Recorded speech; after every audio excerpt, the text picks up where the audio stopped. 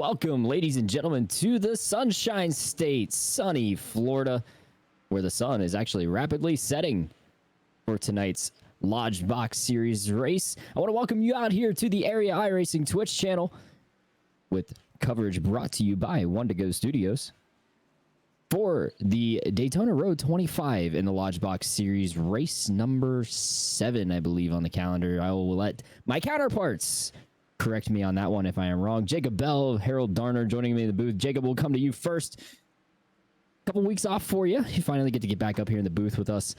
I've heard you're thinking you're a kid on Christmas morning about this race. Oh yeah. I'm super excited for tonight's race at Daytona. I think this road course it's a tricky track, but I think, out of all the different environments and different racetracks we could have gone to for race number 7, I find this track to be very, very entertaining. I think it's really, really racy. They got a decent setup out there tonight as well, and these Xfinity cars seem to race really well at almost any track we go to, really. So I think tonight's going to be no exception. That's something we'll cover in practice in just a few moments. So the setup on that. Harold, I want to welcome you into the booth. Thank you again for having me out to help run the show. But of course, you are the mastermind behind everything. You've gotten to see a couple great races already this week in the Swift Lifestyles ARCA Series and the Northern Capital Truck Series. But it's a whole different track here in the Lodgebox Series. What do we expect tonight? Well, as a producer, road courses are always a challenge. There's so many camera angles, so much to see, and only so much space on the television screen to put it out there. So I'm going to be looking for you and Mr. Bell to help me out with capturing all the action tonight. Definitely different than Gateway. Gateway, we were able to get it all on one screen for the most part. We had a lot of action with the trucks and the ARCA series, but really cool. We're going to be Aria's very first road race. Absolutely. The first one we get to see is the Lodgebox Series. Daytona, this mecca of speedway racing, doesn't just host speedway racing, right? It hosts sports car races. We got the Rolex 24 that happens every late January. Of course, the Daytona 500. It's got a full-blown moto course, as well as, of course, putting dirt up in the infield area on the front stretch for some supercross action as well. I love seeing that they managed to make every year. But we get the 3.56 mile road course today. 14 turns on this great track, including some of my favorites, the International Horseshoe and the bus stop. Is always a fun one to watch tonight. Jacob Bell, who are we keeping our eye on tonight in the Lodgebox Series? I think tonight is going to set the stage on who we're going to keep our eye on going forward for road course racing. Like you mentioned, this is the first road course race ever in this league's history. Obviously, these drivers, it's not their first time at a road course, but it's going to be the first time with this specific group of drivers at this specific track. And right now on the practice charts, you see James Kaioli in the number 7. He's on the top of the speed charts, so maybe he's got some road course background up his sleeve. But one of the drivers I know that's constantly improved from the racing I've done with him, the racing I've watched him do, is David Wisehart in the number 2 car. He's always seemed to gotten quicker and quicker the next time we go back to a road course. And one of the last races I did with him personally was also at this racetrack. And he just seems to really, really improve and put in a lot of practice time on trying to get that road course style down, because it's one of the hardest types of racing there is, especially when you got these big, heavy stock cars out here. So I think right now, if I had to pick 2 guys to keep your eyes on, it's going to be the number 7 and the number 2. Some pretty good ones to watch. Again, if you're just tuning in, we'd like to thank you for coming out and tuning into the Area iRacing Twitch channel for tonight's coverage of the Daytona 25. Hope you all had a great Thanksgiving week off here for Area and the drivers and staff that help make this go each week. And couldn't be happier to finally be back at the racetrack. We'll get a couple of in-car views tonight that we'll bring to you. Of course, the one and only David Wisehart that Jacob Bell was just talking about. And unfortunately, it looks like he's on the racetrack, so I don't think we're going to see the vape right now. Hopefully coming not. through the West Horseshoe. But David always wanted to give us a smoke show, if you will, pun intended, on the webcam. So something interesting to watch tonight. It would be a hard track with all the shifting you got to do as well to hit a vape or do anything else other than keep one hand on the steering wheel, one hand on your shifter. But these guys are going to have their hands full all night long, and I'm excited to see how it plays out. Oh, there he goes. There it is. The banking is when you're in the oval, provide. I was gonna say, when you're in the oval, you could probably get away with it. It's what I love about the 24 here, is you get up on the, out on the banking and kind of get to relax a little bit until you get right here at the bus stop. The bus stop, you gotta whoa that sucker down. And these big heavy cars, a lot different than the IMSA series that I'm used to racing here. Just a little tidbit. David, if you watch this back, we always see you, and we love it every single week. Jacob, go ahead and give us a little more info on the setup these guys are using tonight. Yeah, so to a lot of the drivers' surprise, and to my surprise as well, there was no iRacing fixed setup this week for the Daytona road course in these Xfinity cars. So one of the more experienced drivers on the service, and also somebody that built some setup for some Pro Series teams as well, Conor O'krezek in the number 14 car, he threw together a setup about 2 weeks ago and put it out in the Discord chat.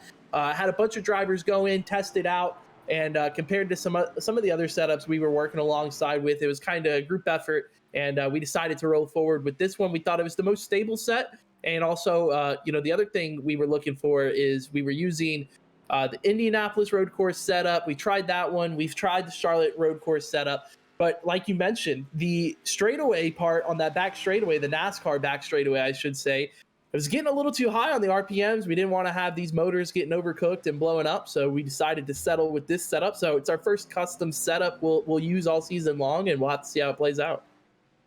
We'll definitely have to see if that plays to Conor O'Krezek's hand, currently 4th on the speed charts here.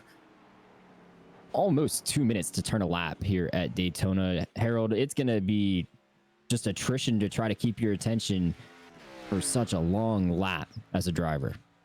Oh yeah, definitely these guys are going to have to definitely keep an eye on what they're doing, and you kind of get lulled by this track. At least they said, most of my experiences in the open wheels or the IMSA road cars, and you kind of get lulled at this track. You get woke up right here where Dave is in the bus stop, because you fall asleep too, right? You're going to be entering that thing a lot hotter than you want to be, and usually wreck the car out. Yeah, bus stop's going to be a hot topic of conversation tonight.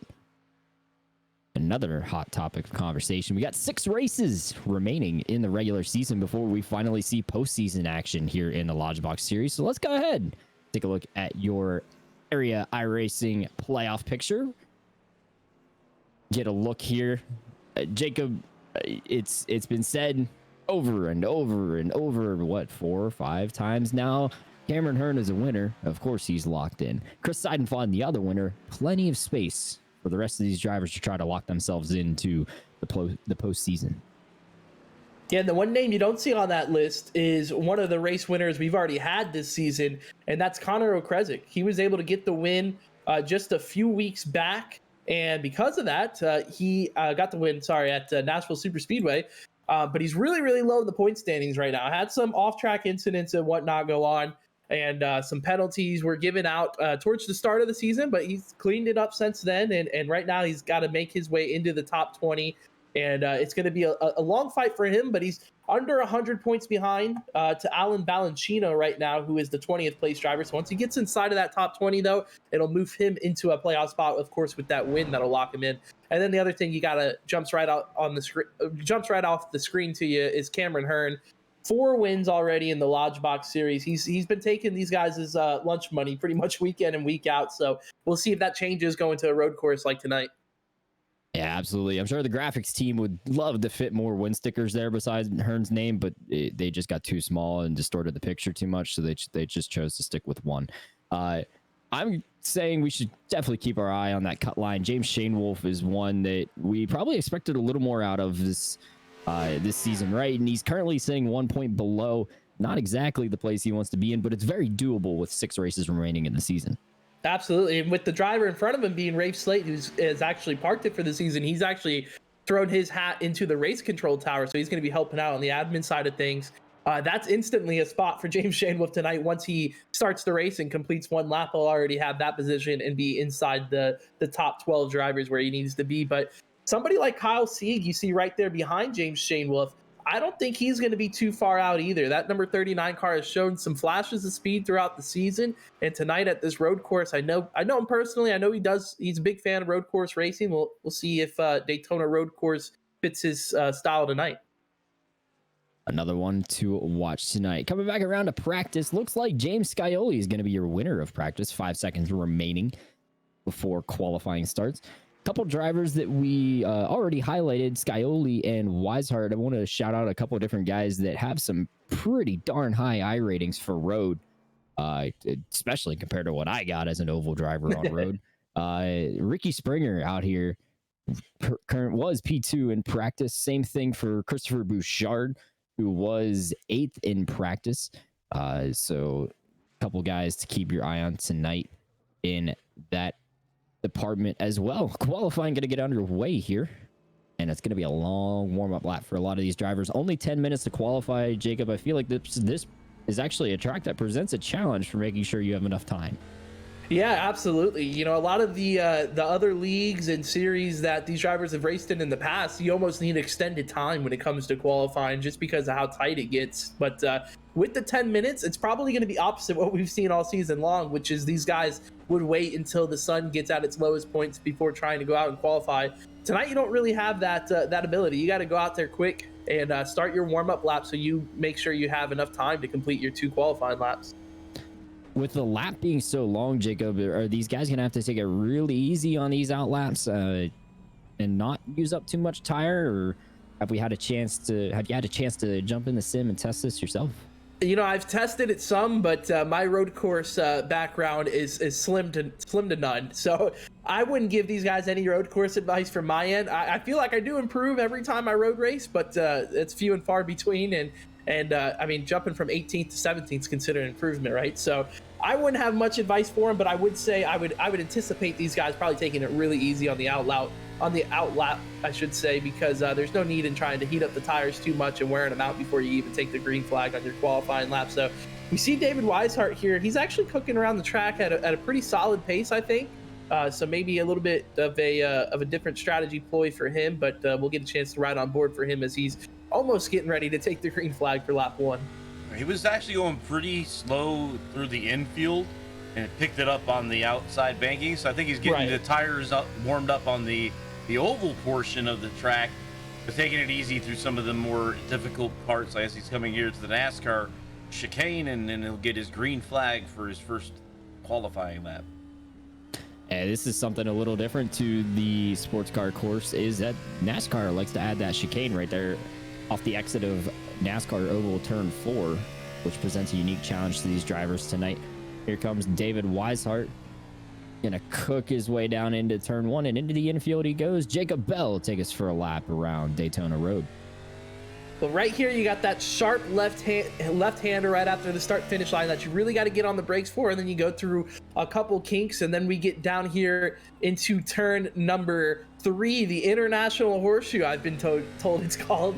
I got my vocabulary skills on deck here for tonight, and then out of the International Horseshoe, you go through probably one of the toughest corners on this racetrack, dog leg right there that you saw David Wisehart get around, and then that leads you down into the West Horseshoe, down through the infield portion as well, but it looks like Wisehart's actually going to call it quits on his first lap. Not a successful run of it for Wisehart, so something we'll keep our eye on. The driver from Fredericksburg, Indiana, going to go out and get another chance at it here. So he won't be the only one, I'd imagine. Right. New for us tonight is the 83 of Shane Wolf, who's a VR driver, giving us his perspective in the VR headset. Oh, now this is cool. You're spoiling us now, Harold. What a great shot. The VR perspective of drivers is something always unique that you may not necessarily get to see because you may not have a VR headset at home to try out and experience this. So get to see as if we're seeing through the eyes of James Shane Wolf, quite literally. Yeah, this is our and this is pretty cool. Look at him spot his apexes there through the NASCAR chicane and up onto the front stretch. This is our virtual helmet cam, essentially. The one thing that bugs me the most, though, is why does James still got his mouse right there in the middle of the screen, man? You got to take that mouse out of there. I almost wonder if he can't see that on his end by some sort of hidden overlay magic. Well, he's what usually happens in the VR headsets. I used to have one. I don't use one now, but he's probably projecting this to a screen, and that's what he's captured, and that has the mouse on it. But his internal camera doesn't have it in his face. That's why he doesn't see it's there. Our technical director getting us the answers. I absolutely love it. Forrest Smith, the first one to turn a lap time, 1 minute 57.67. Is good for P3 on the board. He's going to fall because here comes James Kaioli, your fastest from practice, just laid down a 153.0, a whole second faster than Ricky Springer, who was probably his closest competition through practice. Alan Elwood gets on the board within a second of Mr. Kaioli, down to a 153.84. The times are starting to come in for a couple of these guys. We get to see James Shane Wolf go through the banking here. Jacob, what is his next challenge as he goes down the back here? You know, his next challenge here is getting into that bus stop, coming down onto this NASCAR back straightaway here. You get a cool shot of it there at the top right of your screen. But, you know, you really got to attack that corner, I feel like, if you're trying to make some lap time here. And you want to slow down, but, you know, you can't really get on the brakes too much or else you give up too much time, because that corner means so much to your lap time there, as you see James now coming through NASCAR 3 and 4. But James Kaioli, I was going to note there, Eric, he actually ran 0.2 quicker than he even ran in practice. So that's the fastest lap we've seen all night for the number 7. The sun goes down, the temps get cooler, the lap times get faster for James Kaioli. Here comes Mr. Shane Wolf to the start-finish line, crossing right there. James is gonna slot in 9th with a 155.88 for the driver in the number 83 Chevrolet Camaro. Get a look at a couple of the guys still trying to finish up their laps right now. Here comes Garrett Grant to the line. New Albany, Indiana's very own Garrett Grant is able to clock the 7th fastest time on the board of 155.1. Ricky Springer just upped his lap time a little bit, but it's not enough to move him really anywhere on the board. 1 minute 54.103 gets him just over by a couple thousandths, a second behind James Kaioli. So I think your pick of James Kaioli, Jacob, might be the best bet tonight, though the odds may not yield a high return. Yeah, I'm a little. I was gonna say I'm a little bit disappointed not to see Mr. Player out here tonight. I was thinking the exact same thing. He said earlier tonight that he's not going to be able to make it, and I was looking forward to seeing him as well, because you had told me how strong of a road course racer Andrew Player was. But I'm sure he's watching along, so we'll get a chance to see him when we go to Watkins Glen here later on in the season. Harold, I don't know if you can get replays right now, but Cameron Hearn just had an incredible accident on the back straightaway. I think it's the back straightaway. It might be the front straightaway. I don't think he's attempting to put a qualifying time in, is the driver of the 15 with his 5 wins on the season. But I just watched him go flipping over here down the front stretch just a few moments ago.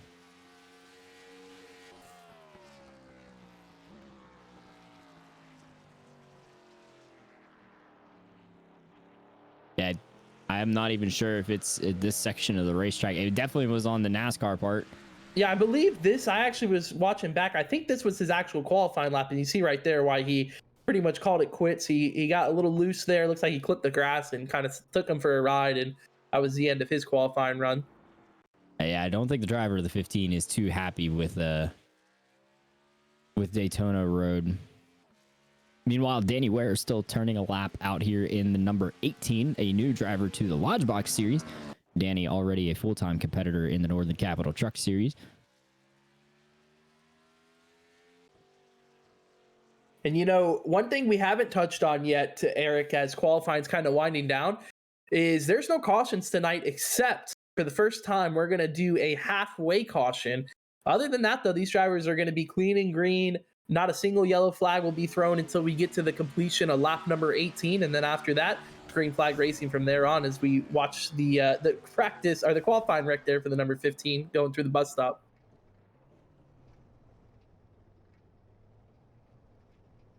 Get to see what Cameron Hearn thinks of the Daytona NASCAR course. Meanwhile, here comes the 54, Chris Seidenfaden, to the start-finish line to complete his qualifying run. Chris is going to slot no time on the board, I believe, due to incident. Oh, wait. Harold, I'm not sure. You might still be on replay. Chris Seidenfaden just crossed the line for me. Yep, there we go. But he has already actually completed 2 laps. I think he might be out here for practice, which is something that you get to do in the sim during a qualifying session, Jacob. Yeah, why not, right? This is a tough track as it is. So might as well get all the practice you can get.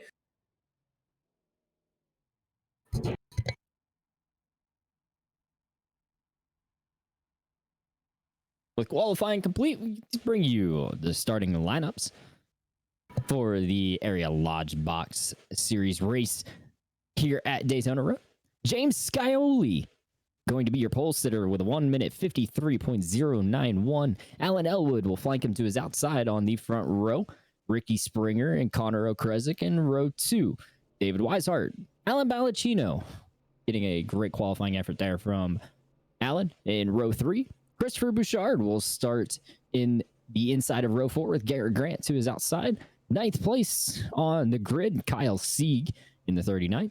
And in 10th, Shane Theron in the 38. Rolling on back, starting 11th is going to be the number 83 car of James Shainwolf. And outside of him, it's going to be the 19 of Rick Christensen.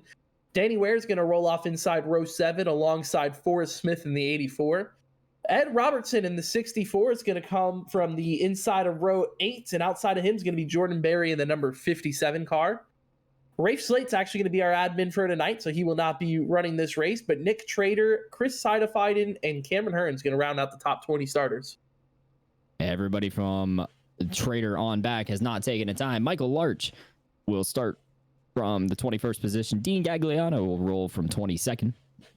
Eli Green and in-race admin will not take part in tonight's race. So rolling off shotgun on the field, the number 55 of Adam Capps. That's your starting lineup here, presented by One to Go Studios for the Daytona 25. Getting you set for the green flag here shortly. We'll go ahead and take a look at our LottiesTravelWorld.com race facts and information. So we got a mostly cloudy sky out here, 69 degrees for the ambient temp. Very nice conditions out here tonight. Track temp settling down to right about that same temperature at 70 right now. Humidity not a worry for these drivers, even though we are in Florida. I'm kind of surprised by this, but the in-sim date is December 1st, so it doesn't seem like it's going to be too bad on the humidity here in December. And winds are out of the east at 5 miles per hour. Not really going to affect these drivers too much throughout tonight's race unless it were to get very gusty. I'll take a moment before we see the green flag to thank one of our corporate sponsors for area iRacing leagues as a whole, Northern Capital. Huge shout out there to Russ Anderson and Steve Anderson of Northern Capital for their support of the Northern Capital Truck Series every Tuesday night. And all of us here at the area iRacing leagues. Northern Capital, helping power area iRacing and their truck series. Jacob Bell, final thoughts Here we go. before we see the green flag. Yeah, here we go. I mean, this is the time you've been waiting for. The first road course race ever in area history. James Kaioli in the number 7 is going to lead him down with a pretty stout field behind him. So I'm excited to see how it all plays out, coming through this tricky little chicane as they come to the green flag. Keep your eye on that front row as the pace car decides to peel off. They're going to get themselves formed again. And there goes James Kaioli. Green flag on the first area iRacing road course race. And already, I mean, you see the tricky start that was with these drivers coming through the little chicane there, coming out of the final corner. Kaioli's going to run away with the lead. I'm curious to see what the call is on that restart, Eric. A bit of contact here in the back. David Wisehart almost running Alan Elwood over. Alan Elwood got a terrible start, having to run wide through turn 1 there. We'll gather it up through the International Horseshoe. And I saw, I believe, the 28 of Christopher Bouchard was pitched sideways through turn 1 too, but James Kaioli, that gives him a chance to start stretching his legs a little bit. Here to the West Horseshoe. He's already got about 3 car lengths over his second place chaser, Ricky Springer. Oh, there goes the 49, getting loose off that corner there. Alan Elwood is going to avoid the wall, but the bad luck streak has not left Alan Elwood, unfortunately. He finally broke it at Nashville, didn't have terrible luck, but unfortunately, it has bit him here at Daytona already. The good news, though, as you mentioned, Jacob, he will have that halfway caution to try to regain some of the time lost. Down here to the bus stop, James Kaioli still stretching his legs now. Already up half a second over Ricky Springer. Yeah, I don't think Alan Elwood's going to be the only car we see spin out tonight. And also, his race definitely isn't over. You got to remember, we got that halfway caution that's going to at least reset everything for the moment. But the James Kaioli machine, the number 7 car, he is out front. And he's looking pretty strong so far, but Ricky Springer not really letting him get too far away as we come to the completion of lap 1. And it's going to be the 7 of James Kaioli leading us down. Tell you what, it looks like Ricky Springer was able to close up on your leader there through the NASCAR chicane. Turns 13 and 14, so we'll see what, with the tires getting some heat in, and what Ricky Springer is able to do. Jacob, how hard is it going to be for these drivers to manage their tires throughout the course of a race tonight? We know the fuel window is going to extend about 15 laps, and these drivers need to make it to lap 18 for that competition caution. So, yeah. Do you see a lot of drivers saving fuel here? I don't know. I think it's way too long of a track to probably try to save 3 laps worth of fuel. We'll have to see if anybody gets close to it, or even what the strategy is. You know, they still have their 3 sets of tires in the pits as they would at a normal oval race. So potentially we see somebody trying to split the first stage. I'm not really sure what to expect. That's why I was so intrigued to watch tonight's race. I'm sure one note that the drivers have already maybe covered in their drivers meeting is pit road going to close before that competition caution. No, there will be no pit road closing, so these guys are still going to have the opportunity to come down and pit, but as soon as that last lead lap car crosses the start-finish line on lap 18, the caution flag will fly. So we'll see if anybody tries to cater to that. We saw it in a few of our test preseason races where people tried to come in right before the caution flag did fly, and it was kind of mixed results. So there didn't seem to be one clear advantage of what to do, as Conor O'krezek actually gets around the 51 for second place. He got a little bit of a curb hop there going around that chicane on the back straightaway, and it let the 14 car get right around him. He's actually going to lose his spot to David Wisehart too, going into the final corner. It'll be interesting to see what strategies these guys are able to pull. O'Krezek now works his way up to second. Wisehart by Springer for third, as you mentioned. So we'll see if Ricky Springer can get his legs back underneath him. At the, well, I believe that was toward the back, Michael Larch in the 6th. We got a short moment of.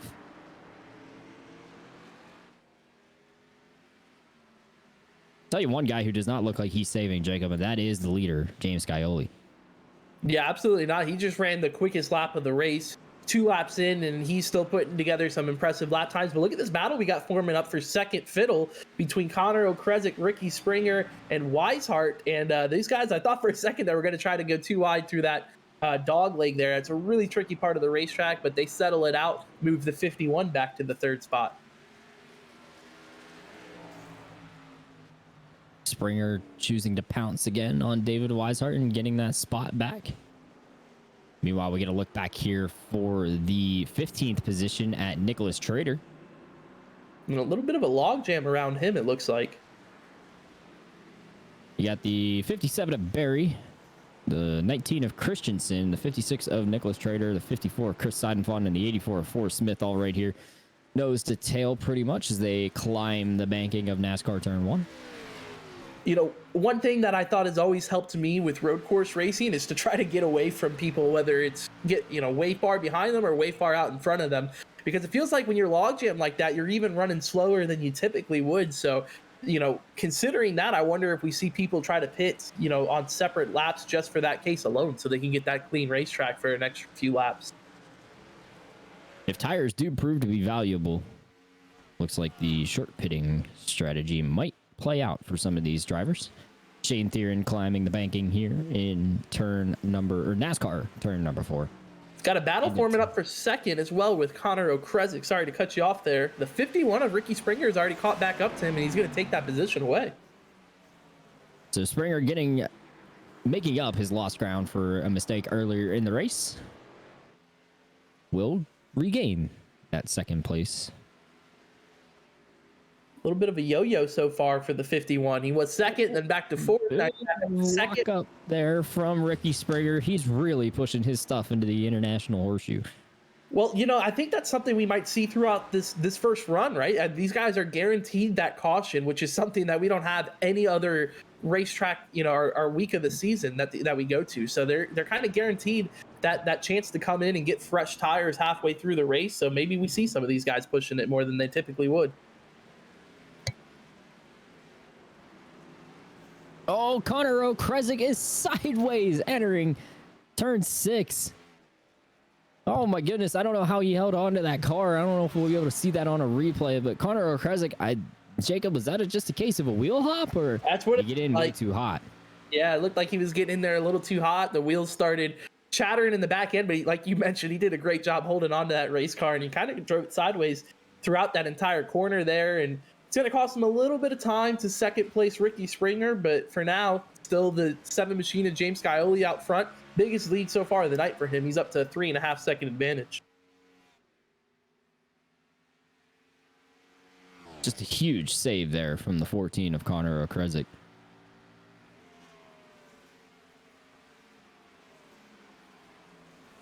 I was about to say, see a little bit of a battle forming up for the 6th spot between Kyle Sieg and the 28 of Christopher Bouchard. Bouchard's looking really strong right now in that 28 car. That's one of the closest we've seen him towards the front of the field all season long, and he's looking like he's a pretty stout road racer. He had a little bit of contact on the first lap here in turn 1 as we see him look to the outside of Kyle Sieg, gonna maybe try to cross him up in through turn 1 and into turn 2. Looks like nothing there. He's gonna have to wait for his next opportunity on a braking zone right here into the International Horseshoe. And we had an F1 cutaway moment right there where we lost the feed of the great battle. There it is. Bouchard gonna try to sweep around the outside of Kyle Sieg off of the International Horseshoe and down into the kink. Yeah, I was wondering if he was going to give it to him there, the 39 car, because like we mentioned, man, you do not want to be too wide going through the kink there. And it looks like he did give it to him, but the 28 overcooks the next corner. And that hands the place right back to Kyle Sieg. Gonna hang on to that 6th place. Meanwhile, back here in the West Horseshoe still, Ed Robertson just made a dive bomb lunge on Nicholas Trader, and it didn't work out because Trader was able to cross him back. And Alan Elwood, you see just behind these guys, recovering from that early spin on lap 1, is now getting himself into the fray. The 54 Chris Seidefeiden is on pit road, and I don't see any damage on that race car, so potentially a strategy plan already. Eric, what do we think? Well, he has been stationary for over 45 seconds, so okay. I'm thinking Chris might have had enough of a road course race already tonight in that 54. He does return to the racetrack now after being stationary for 56 seconds, so perhaps a malfunction or a problem. Yeah, not exactly sure what it was. Of the 54. Only one incident point, so I don't see that being any damage. Yeah, no, the car looks clean. He's coming out of pit road right now, but hey, the guaranteed caution is going to put him right back into this race as long as he doesn't lose a lap here. He is 1 minute and 47 seconds behind the leader. And with the laps being turned around 1 minute 55, he's very dangerously close to being caught by James Kaioli. We'll have to see how Chris's lap times pan out over the rest of this stint. Alan Elwood got by the 64 of Ed Robertson, and now he just makes a beautiful move to the inside of Nicholas Trader into turn 1 through the braking zone and give Alan Elwood the 12th place position. Yeah, what a rebound for Elwood, right? I mean, he was backwards and stopped for a few moments there. Oh, look at the 56 and 64 almost following him right off track. That's the Nick Trader machine, and he's actually going to have to get it woed back together. But going back to Elwood, I mean, what a rebound. He was stopped off course backwards lap 1, and he might be back up inside the top 10 before we reach our first caution. He's quickly tracking down the 57 of Jordan Berry in front of him. Battle for third. A driver has slowly worked his way up the rankings here. And that is the 70 of Alan Ballacchino, getting by David Wisehart just about a lap ago.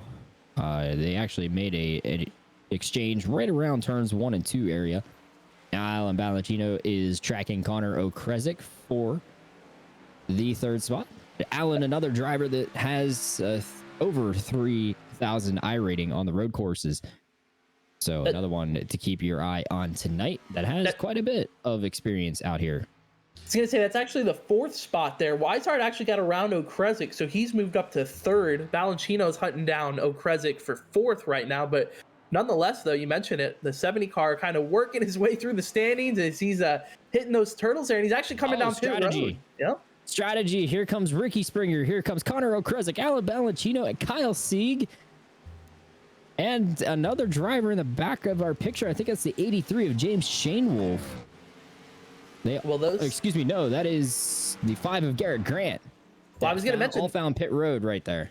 Those first 4 drivers are all a member of Go Slow Racing, are somewhat affiliated with them. The exception being that number 5 of Garrett Grant, who's driving for Samson Motorsports. So this is what I was mentioning earlier. They know they're going to get that caution on lap 18. Do they just try to split the run down the middle? Problems in the International Horseshoe. James Shanewolf just went for a huge slide.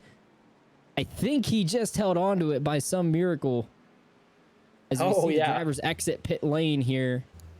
James Shanewolf. Oh, there goes the 84 right in front of Ricky Springer. Forrest Smith having a hard time through the International Horseshoe. Yeah, James Shanewolf through the International Horseshoe. They're in the West one now. He just had a moment that he probably never wants to experience again with how sideways his car was through that corner.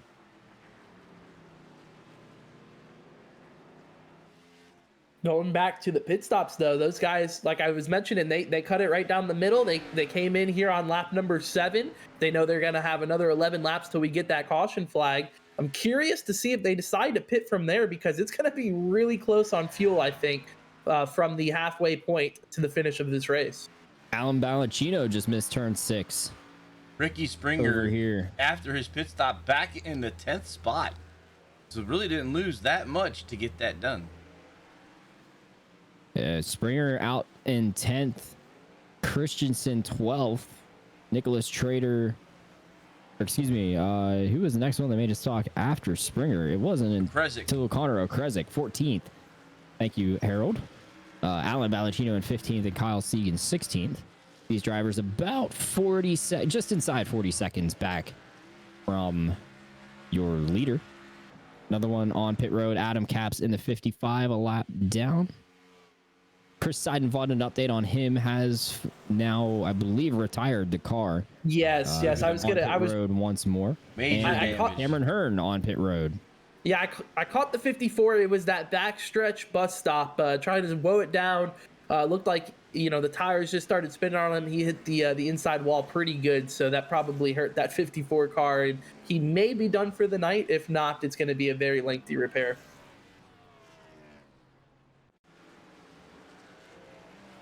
It's a lot to keep up with right now, guys. Cameron Hearn off of pit road. We get our 1 to go replay here with Seidenvaughn. We might need to pick this up a little later because it doesn't happen until the back stretch, the bus stop. Harold getting us sped up through the clip here. Thank you to 1 to Go Studios and Harold Darner for his work week in and week out to get us these wonderful pictures. So Jacob, take us through what happened here to the 54. It looked like he was just trying to, use those fresh tires that he did have at the time and maximize his speed coming into the bus stop here, but gets away from him a little bit. He brakes a little late, and it's just really hard to correct. And right there was the contact with the inside wall, and had to take the tow. And like I said, that's a pretty substantial hit for that 54. But he's one of the only other drivers besides Cameron Hearn with a win that's locked into the playoffs. Absolutely. Most certainly a night ender for the 54. James Kaioli, still your leader, now has a 10-second lead over David Wisehart, who currently runs second. Christopher Bouchard, after all the pit stops, has worked his way up to third on our leaderboard there. He's trailed not too far behind by Shane Theron, and scratch that, Shane Theron, pit road. Here comes Alan Elwood, his teammate, who had moved all the way back up to fifth already after the pit stops on pit road as well. So the different strategies and trying to game the system to their best advantage possible has not been lost on any of these drivers. We see people trying their best to formulate what plan they think is going to work out the best by the end of this race, and it's kind of interesting to see all the different approaches. So, Jacob, these early pit stops, what are these drivers expecting to see out of making an early stop this or like my 7 laps into the race? My true opinion here is that these guys are just splitting their first run because they're going to get that caution on lap 18. So they're coming in around lap 8, lap 9, which we've seen so far. And then they'll be able to make it to that caution. And once the caution flag does fly at the completion of lap 18 for the last lead lap car, you'd have to anticipate that pit road is going to open around lap 19. And because of that, when these guys do come down and pit, maybe they come back in and top off the next time around before the restart, but it'll be a 15-lap sprint or so to the end, and they might be good to go. Something to keep our eyes on is how this strategy will play out. Remember, as Jacob said, competition caution will fly on lap 18. Jordan Berry in the 57 having himself a good run tonight with all the pit stops, finds himself in 6th. Passed for, I believe that is 15th place. Yep. No, I'm sorry. Adam Capps there in the 55 is a lap down. Michael Marsh making his way by a lapper. Michael, unfortunately, has a long way to go to catch the next driver in front of him. About 6.5 seconds to Garrett Grant, and Garrett had just stopped for fresh tires, so expect that gap to get bigger. But leader on pit road. Michael holding almost a 10-second lead over Danny Ware. James Kaioli, yes, has found his pit box at the front end of pit road here. Looks like 4 tires for the number 7, and down and away he goes. Jacob, how hard is it to get off of pit road here at Daytona? Oh man, yeah, this is the toughest pit exit I think I've ever seen in my life, just because it's something we're not used to either. You're so used to the Daytona Superspeedway where you just come out of pit road, guns a-blazing, trying to pick up as much momentum as possible. And if you do that here, you're probably going to find the pit lane wall in a hurry, and it's not going to feel good. I think almost everybody in this lobby's probably experienced that at some point, just overcooking the pit exit and trying to get too much out of it. It's really easy to do here, but so far we haven't seen too many mistakes on that end of the race. But Kaioli clean off the pit road, back on track. The leader, though, is David Wisehart in the number 2. He'll get the bonus point for leading a lap, and then I anticipate to see this number 2 coming down in these next handful of laps or so. So, yes, that does promote David Wisehart to the lead, one of the drivers that we get to ride on board with here in the Lodgebox series. Let's see how he decides to attack this road course. Oh, big junk over here in turn 5, turn 6. Cameron Hearn is involved.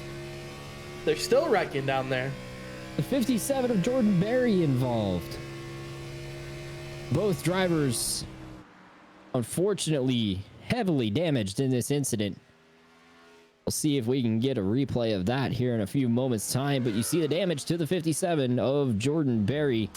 Not something he wanted to see tonight. And it all happened right here at the West Horseshoe. It looked like, we'll have to get sped up here once again, but it looked like it was Cameron Hearn tracking down the 57 of Jordan Berry. Tried to make the move and then got into the grass a little bit. And when that happened, you'll see where the contact gets made right about coming up here in this next corner or so. And I'll let you kind of walk us through that, Eric, because that was a tricky one. Yeah, Jordan Berry had just missed turn 1 on this lap and lost a lot of ground, falling back toward the clutches of drivers on fresher tires like Cameron Hearn. So you see Cameron get in through the West Horseshoe pretty well, and he's going to get forced over the rumble strip by Berry. Not a lot of room to make that pass to the left side. And once he got up over it, it upset the car enough that was Cameron Hearn along for the ride. And you see him making a swift entry toward pit road.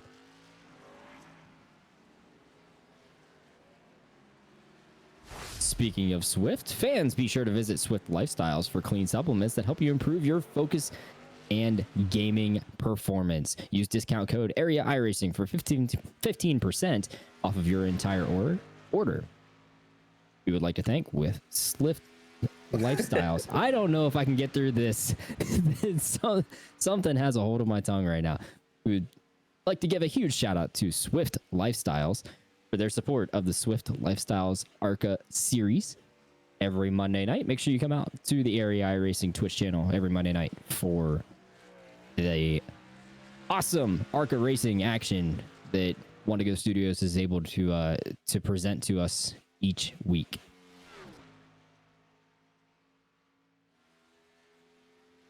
Jose Eric might be the before supplements from Swift Lifestyles. We need to get him some and then have an after. If the cat doesn't have my tongue, can you get Harold? I need you to get that back for me. Nah, I'm just kidding. Well, maybe Swift Lifestyles can help you out with something. I don't know. We have to ask him out. Have to figure it out. Yeah, they'll have to hook me up at some point. David Wisehart now completing his service a lap ago.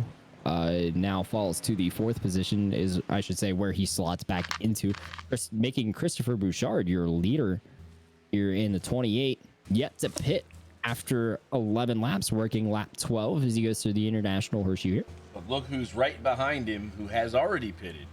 Yeah. That would be your effective leader of the race, James Kaioli, 1.5 seconds behind Bouchard. Bouchard at this point is hoping he can make it, maybe to flip his track position, although he wasn't in a terrible spot before pit stops. But if he does make if and when he does make his pit stop, it's gonna demote him probably down to 11th place, maybe falling to 12th, depending on how fast he can get on and off of pit road.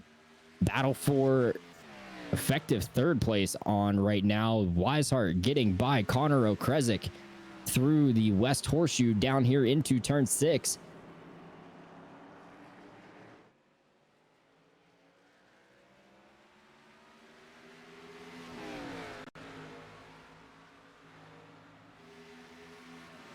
And we just had some retaliation on the racetrack.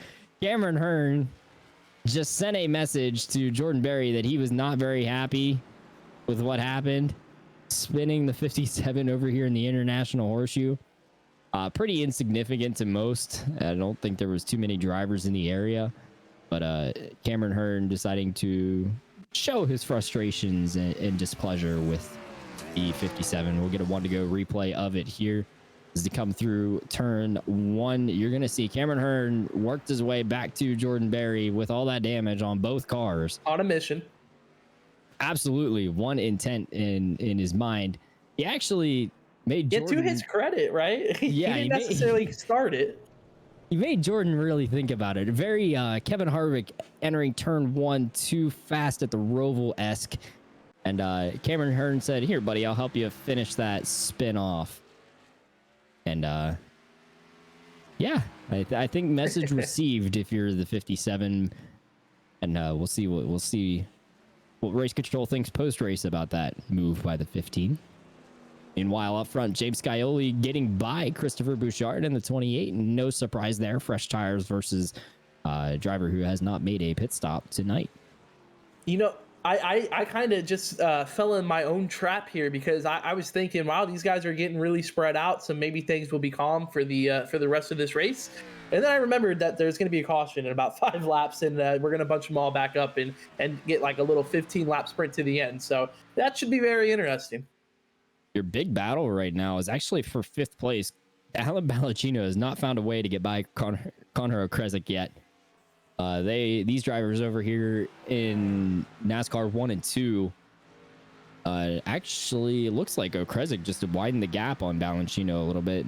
Alan must not have had a good infield section. These guys all working by James Shanewolf in the 83, who has yet to make a stop as well. He, your leader, or now your 2nd place driver, Christopher Bouchard, and then 2 other drivers behind that, Michael Larch in the 6 and in the 57 of Jordan Berry, yet to make a pit stop tonight. Oh my goodness, Ed Robertson over here in the International Horseshoe just had a sketchy rejoin onto the racetrack. Actually, I was watching that back in replay. He had a sketchy rejoin over in the International Horseshoe, and I was like, whoa. almost took the 57 of Jordan Berry out. Jordan Berry just not getting much love tonight, whether it's intentional or not. It seems like 57. He's got the front end tore up, the rear end tore up on that race car, and you mentioned it's still getting some other contact from other drivers, intentional or not. But right now, it's going to move the 64 car back to the 14th spot, I believe, and James Kaioli, though, continuing to lead. You mentioned it, though, Eric. The 28 car is yet to come down pit road. Do you think he's going to try to stretch it to this yellow flag? Well, he's not too far away, Jacob, but I think his big concern is even if he does make it, he's going to have to make it under a pace lap as well before they open pit road.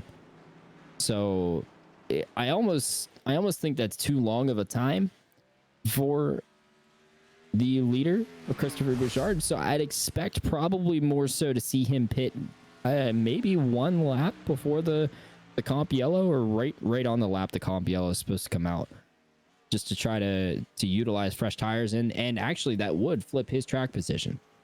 Well, but then again, he wouldn't be able to make it to the end probably from there if he does pit around lap 17 or so. I don't think he'd be able to stretch it the next 18. Well, I don't know. It will come down to when they go back to green, but that does make it a much shorter stop for him if he chooses to not take tires under yellow. Splash and go. Oh yeah, that's a good his point track as well. Position to make sure he has enough fuel, and then he has two options on the table, right? He'll have the option of stretching it on fuel like every other driver, or deciding to split it in half anyway, and seeing if he can use the pace advantage with fresh tires to make something 28 happen. Is in. So all that is pretty much out the window because he's on pit road now in that number 28 car on the start of lap 15. So he'll have to go 3 more laps, and we'll see if he does what you mentioned there, Eric, and just do a fuel only under yellow. But he'll definitely have to pit at least one more time for fuel. Just had to rain on my strategy parade, Jacob. It wasn't my idea. The 28 was the one who hit pit road, not me. Now, we'll see in this pit exit, though. Well, It's make interesting, sure though. you... Go ahead, Harold. I was gonna say if he does come down now and does a splash and go, and everybody else is switching for tires, he could jump a lot of positions on the caution that's coming up. Yeah, I still think that's an option on the table. If he wants any chance at getting to the checkered flag from the yellow. Yeah. I was going to mention he really came out in good position, though. He's right there in that 9th spot behind Garrett Grant and Alan Elwood, so he's still well within this mix of this little front pack of drivers we're seeing already. Alan Elwood still recovering from his lap 1 spin, waiting for that yellow to bunch things back up so he can get another chance at it. Garrett Grant also working his way up through the field, falling a little bit on the start of the race, already back to his starting position. Like Jordan Berry's back on pit road. Probably some damage repair coming to the 57 there, finally deciding to make his pit stop. He went 14 laps from the start to that pit stop. Make sure you guys tune in tomorrow night here on the Area iRacing Twitch channel for the ultimate strategy game, right, Jacob? Oh, yeah. We'll see some crazy ones, I think, from the Cup guys here at Daytona Road, including yours truly. Yeah, I think tomorrow night's race, that that was part of the reason I was also excited to watch tonight, is to get an idea of what to expect tomorrow night. And if it's anything like this, it seems like it's the theme of the season. It's just fuel strategy and who can manage their fuel and their tires the best. And even with a race this short, 35 laps tonight, 40 laps tomorrow night, it's still going to matter just as much as it would any other week where we run 140 laps. So that's just kind of funny to me to see how that's worked out. But James Kaioli right now has grown out a huge lead, and I know he's probably going to be heartbroken when we see that caution flag, and he's got to let everybody catch right back up to his back bumper and going to have to fend him off on a restart. Pass for the 6th position now gives Alan Elwood that spot over Kyle Sieg. That just happened out of the NASCAR chicane over here in 13 and 14 and onto the front stretch. We get a look at Michael Larch now coming through that same sequence of corners. And Michael Larch is yet to pit. I was kind of trying to. There he He comes finds now. pit road right here, right on cue, Harold. I wonder if you had some insider trader knowledge there. I'm like, he's got to come sometime. Nobody else has been out there yet, so come on down. He comes. So, if anything, that does prove, Harold, that you can make it 16 laps before needing to pit. Exactly. So if this final stint of the race is 16 laps, we will see drivers try to extend it and make it all the way. I wonder, and this is a strategy I've seen done in open wheel, is you do your 4 tire stops, pack it full of fuel, and then come back down with, like, when the 2 to go hits, while the pits are still open, and throw another splash in it just to ensure that you have a little extra left. Yeah, I think they're going to have to tonight. I would agree with you there, Harold, just to have that insurance, because I think everybody's still a little bit unsure. But, Eric just mentioned a really good point that, we know now that 16 seems to be that limit, the most amount of laps you can go before you have to pit. And he probably was even saving a little bit. My question is, and selfishly maybe, how is this going to play into tomorrow night when we have to go 40 laps and the caution's going to come out with 20 to go rather than, 17 to go or so?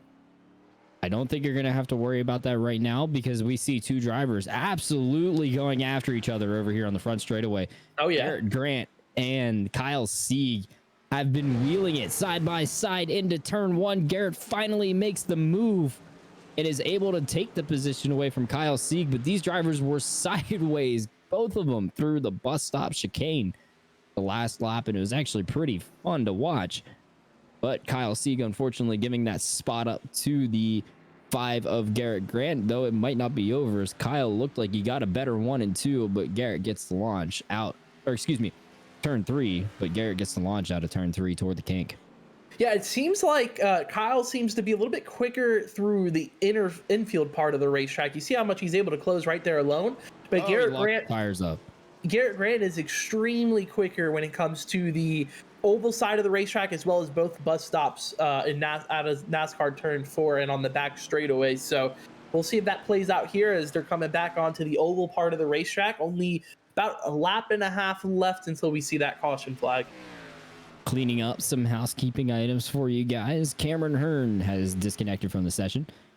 Will finish in 20th tonight. Dean Gagliano also retiring from the race, will finish 21st. We already updated you on Chris Seidenfaden finishing in 22nd tonight. First to retire from the race. We pick up a battle here between James Shane Wolf and Rick Christensen, the 11th and 12th place drivers, going through turn 6 right here. Shane Wolf finally getting by with about 6 lap fresher tires, and he should drive away from Christensen barring any mistakes as they go up the banking and through NASCAR turns 1 and 2. So we are in that moment now of waiting for the last car on the lead lap to cross the start finish line, and then the caution flag will be thrown by our admins, which is Michael Larch there, number 6, who's just a little bit in front of our race leader, about 15 seconds or so. So I do believe he's going to be able to stay on the lead lap for this first run, which is a good sign for him, and the good sign for the Jordan Berry machine in the 57 as well. He scored as our first car 1 lap down, and it's going to be a free pass for him when the yellow flag does come out. For now, we'll see if anything changes here in these next few seconds. We still got to wait for the number 6 machine to cross the start-finish line. And remember, these guys are still racing for position as well, so that 51 car is getting chased down by David Wisehart for second. He's actually overshot the corner a little bit, so we might have a battle for second here going down to the wire. I was getting ready to mention this battle. Oh, David Wisehart, he just... Oh, no! David Wisehart just accidentally shifted to first and just blew his motor. Did he blow the motor? Yes, I saw a puff of smoke out of the back of that car. Oh, David no. Wisehart with the money shift out of turn 6 while climbing the banking. There it is. Oh, man. Confirmation on the radio, too, that David Wisehart money shifted out of turn 6 on the oval and has just ended his race. Still waiting on the caution.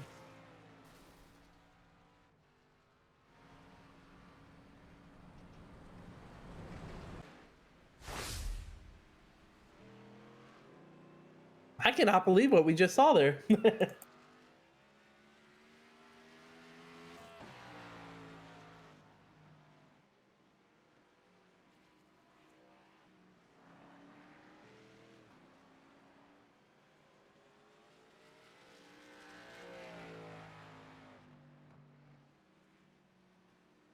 So the yellow flag, the competition caution, finally waving.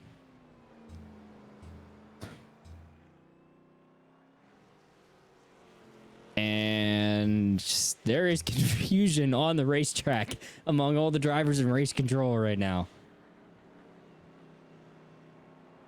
I think, Harold, the race control might have jumped the gun because I don't think Michael Larch had completed lap 18 yet. Yes, he had passed.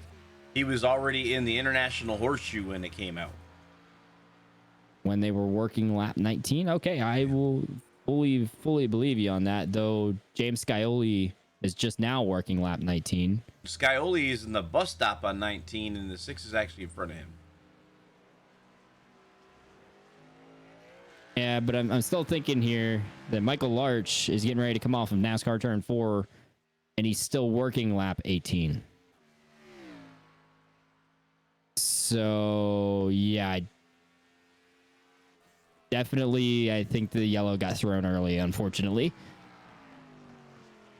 Sounds like race control will work on getting that cleaned up. But, Harold, we do get that halfway caution, and that's going to flip this race on its head.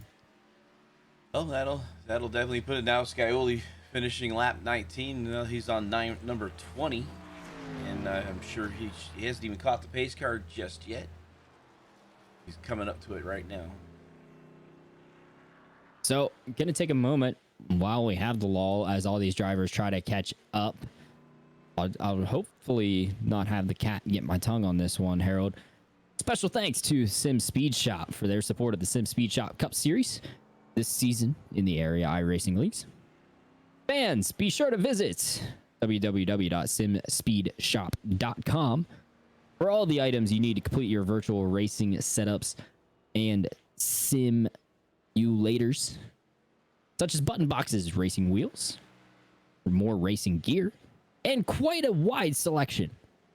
Again, that is www.simspeedshop.com to find all your sim racing gear. Special shout out to Sim Speed Shop and their sponsorship here at area, including tomorrow night, Harold, in the Sim Speed Shop Cup Series at this very same racetrack. Be right back here, and so James Kaioli is behind the pace car. We'll be running around probably 13 laps to finish when we go back green flag racing again. So this kind of threw the strategy element out the window, Harold, right? None of these drivers except I think Ricky Springer was able to reach pit road before the yellow fully came out. But that kind of threw that whole stop before the comp yellow strategy out the window. So I think Ricky Springer will jump to the lead unless he comes down. He probably doesn't need fuel. If he doesn't need fuel, he'll be able to finish, and he'll start up in the top spot. Looks like Chris Bouchard, his 5 laps, I don't think he'll have enough to finish on fuel. So it puts Springer in a good spot if he has enough gas to get to the end. I think he's in a real ideal spot because he was on pit road when the yellow came out. So, I mean, Harold, he is saving fuel under yellow. He might not even need to pit. You know, if Springer would be one of those guys in where he's at, he could roll the dice, get off to a nice, comfortable lead, because Kaioli and all these other guys are going to have to go down pit lane and just to get wrapped back a little bit. And we'll see what Bouchard does, as well as Shane Wolf, Forrest Smith, Larch, Barry, all these guys. David Weishart's on pit lane right now, but he said he's going to be there for a while with an engine replacement. Yeah, he's got about 30 to 40 minutes of pit lane time to pit through. Unfortunately, it's that deadly kaboom. Couple of highlights that we will we'll give you a little race summary here, all right, Harold. And we had Alan Elwood spin on lap 1 out of the West Horseshoe. He has since rebounded up to the top 5. Pit road now open. Actually, we will take a look at this. James Kaioli going to lead the lead lap cars down. Here comes Alan Ballacchino, Conor O'Krezek, Alan Elwood, Garrett Grant, Kyle Sieg, Shane Theron, Christopher Bouchard, Rick Christensen, all coming down pit road. A couple drivers that have not caught up yet, but are hitting pit road as well. James Shane Wolf, Nicholas Trader, Ed Robertson, Danny Ware, Forrest Smith, and Michael Larch will all make their way down pit road. So every lead lap car except Ricky Springer, Harold, is making the stop. So he did choose to stay out under this yellow. Or at least stay out for the first lap of it. But I wouldn't think he would, if he's in a pit, he would have pitted just then. See Michael Larch staying out, and Barry, and then maybe they're, Barry, Caps, and those guys are a lap down. So you see Michael Larch jumped all the way up to 7. He stayed out. We just had a huge problem. And what would that be? James Kaioli just got disqualified from the race. Oh, wow. Very interesting. I wonder how it had happened with Mr. Scioli. If we can get something on there.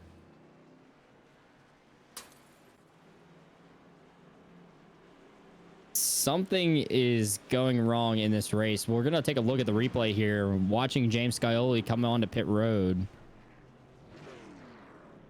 We're in the replay right here with Scioli. See if we can see something that might have caused the disqualification. Because it usually takes quite a bit for something to happen, like the car being completely backwards driving. I would agree. He goes and rolls off pit road. He'll roll off first. So... And he gets disqualified there? Because he comes on off? Pit exit? I'm not sure if maybe he had an outstanding penalty from cutting the track prior to the yellow and not getting the chance to give back the time. I'm not sure, Harold. We'll have to wait and see what race control is able to give us info on that one. Meanwhile, Adam Capps choosing to stay out. He's going to try to take the waiver round here and get a lap back. But he was 2 laps down. He's going to be 1 lap down. Jordan Berry did manage to get the lucky dog, so he will return to the lead lap, albeit in a very damaged race car.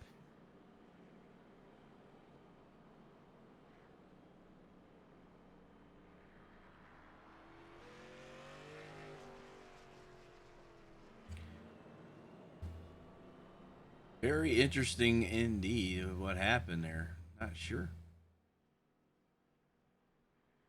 I'm not showing anything on any of my screens of what would have happened there with the...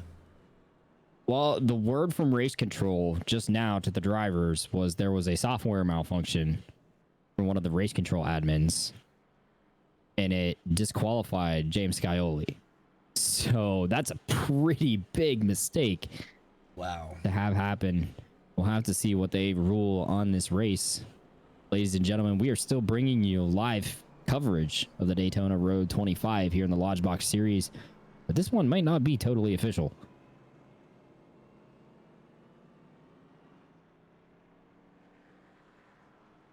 Adam Capps is gonna give up the chance at a waiver round. Yeah, that was interesting. And stay 2 laps down.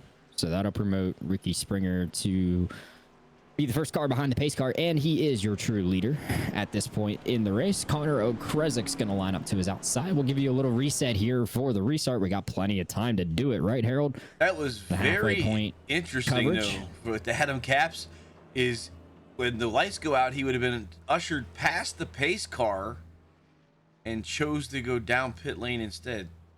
I'm not sure. He was on 13 lap old tires, so yeah. I'm just wondering why he waited so long. He very well could have been running on fumes. Okay. It would have been close, but let's go ahead and give you a update on the standings. Our little halfway race break while the lights are out on the pace car. Ricky Springer is your leader currently after some wild scenes here in the Lodgebox series. Conor O'Krezek, excuse me, to his outside. Alan Elwood currently in the 3rd position. Alan Ballacchino is up to 4th after starting in 6th. Garrett Grant up 3 spots to 5th now. Kyle Sieg in the 39 is up 3 as well to 6th place. Rick Christensen now riding in 7th plus 5 from his starting position. Christopher Bouchard in 8th. Shane Theron in 9th. And Danny Ware rounds out your top 10. You know, as we're waiting for the pace car to get around here, I can't help but thinking, you know, it wasn't too long ago that we didn't have transitions in iRacing. Like, it would be whatever time, and it would stick that way the whole race. And then now, I'm not sure what you guys are doing down here. 39.70. This is interesting. Couple go slow teammates trying to pass the time. It looks like, I'm not sure, we might see the yellow get delayed here, Harold, as they try to work this out. Who's supposed to up in the race control booth? Yeah. And then you know, I was saying is the talk of the town right now with iRacing is bringing weather, as in rain, to the road courses. Oh, what was that? That was the extension of the yellow. No, I thought the 51 just hit the 14 on pacing. Actually, you're right. I totally just missed that because I was a little bit in replay. It was warming their tires up a little too aggressively right there. Looks like it was Ricky Springer just hanging a right. Yeah, just right up in put the 14 up in the outside retaining wall. That was shocked me. And then I said we saw the jockeying of the 70 to 39. I don't know what was going on there either, but you think that might have been due to that's why we extended. Harold, it is all happening. If it could go wrong, it's going wrong tonight in the Lodgebox series. David Wisehart has disconnected. We know he had an engine malfunction. Well, actually a shifting malfunction, which caused an engine malfunction. All right, we have a first-time chatter as Mr. Drex, and we're trying to figure out the same thing. As soon as we know, we'll let you know. As we see them now coming back down pit lane, maybe we're going to try to reset by going through pit lane. And sometimes that does help iRacing reset the field if everybody runs down pit lane in order. Yeah, we'll see what happens here. It does look like every single driver coming down pit road. So, but Ricky Springer's coming to the race control is basically stop. red flag this race for to get everybody set up on the laps. Possibly maybe even trying to figure out if we can get Mr. Kaioli back in here. Not sure.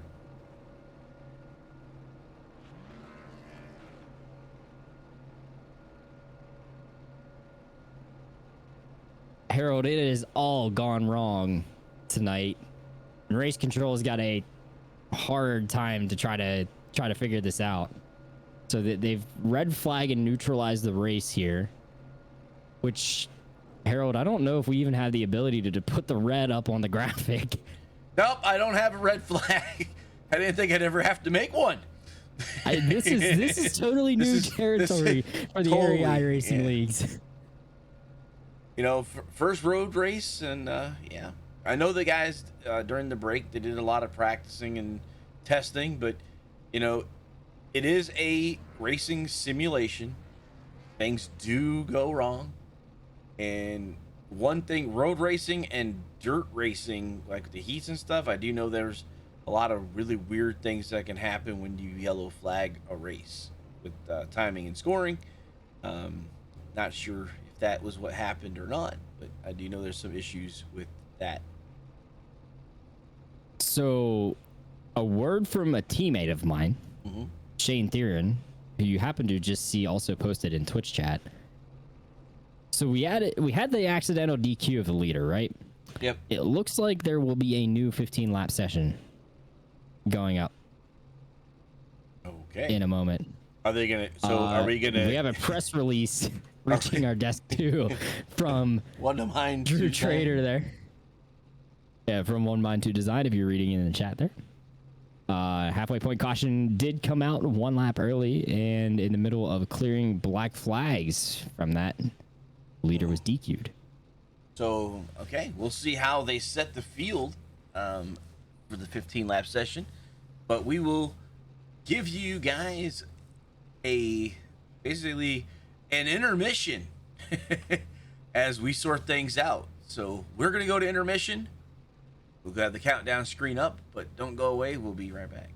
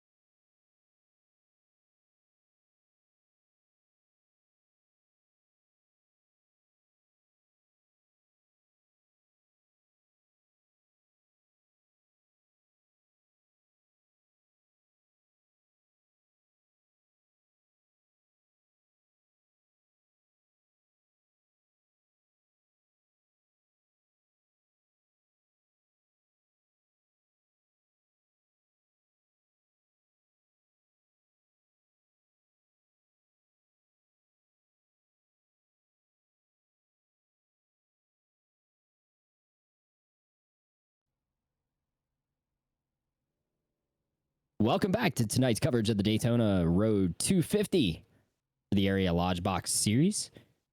We apologize for the short intermission, but we did have to have a commercial break for, I believe, a session transition. For more on that, we're going to turn over to one of the in-race admins tonight, Eli Green. Eli, thank you for taking the time to join us here in the broadcast booth. The first question for you, of course, is what happened? Well, basically, the easiest way to explain it is we had one slightly lower than average IQ person meet another slightly lower than slightly lower than average IQ person that came together at the same time to cause a multitude of problems that screwed up the session. Basically, that led to the disqualification of the race leader. So we're gonna have to fix that because that's not, acceptable. So we're gonna fix that. So what is Area iRacing doing to rectify the situation? I'm sure we already know about the little bit of transition that the broadcast just went through. Yes, we are starting a new session, which will be, I believe, 15 laps, as we talked about, to kind of just not make it fair enough so that it, whatever happens, is going to come out to a fair result. That's what we're just trying to do. So it's not going to be the full redo. It's kind of going to be 3/4 redo, just so it's still fair, but not necessarily half the race. I believe, if I'm not mistaken, the drivers that already wrecked out will not be coming in as with new vehicles. So you guys are doing everything in your power to basically pick up the race where it left off. Yes, and we should be starting hopefully very shortly. Alrighty. Well, Eli, I will let you get back to the admin tower so we can make sure to get the show back on the road. Thank you for taking the time to speak with us and give us an update. Yeah, thanks. That's Eli Green, one of the race admins tonight, giving us an update of what's going on. So you're going to see a timer on the screen for a practice session, but no driver is actually allowed to leave their pit stall. It looks like no one has actually entered the racetrack. So we get a little short intermission here while all the drivers get reconnected to the session and come out to finish up the race. We'll pick it up where we left off. Mr. Trader, I just want to point out to this. I believe that the person who made the comment was making the comment about himself. So it wasn't making a comment like that guy was the guy that caused it. He was basically saying him and his partner had made an error, and they weren't kind of it wasn't a pointing the thing, but that kind of thing. Well, I mean, D-Trader saying that he's an IQ thing, and I was like, well, I think Eli was pointing the finger directly at himself at that point when he said that. So not trying to say intelligence. Oh, go ahead, man. All in all, shout out to Eli Green for taking the time to at least clear things up for us. Oh, yeah, handling that about as professionally as he could. So we're going to see the drivers get back on the track here very shortly. We'll go through a little race recap once it all happens. But one thing, unfortunately, that we do lose through this, Harold, is all of our timing and scoring.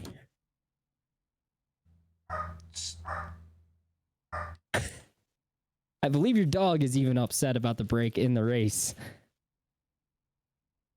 Yes, I'm trying to get that is our oldest, and she's, because she's older, she has issues, eyes and stuff like that, so she's hearing her mother just probably moving around at this point. But anyway, I was about to give a little thing. I can say, Eli and Rafe, I have done something crazy as a race controller, and I have maybe affected the outcome of a race, and you might know some of the drivers. There was a young man named he goes by Rowdy, and another guy Caps, and Andretti was there, a few others.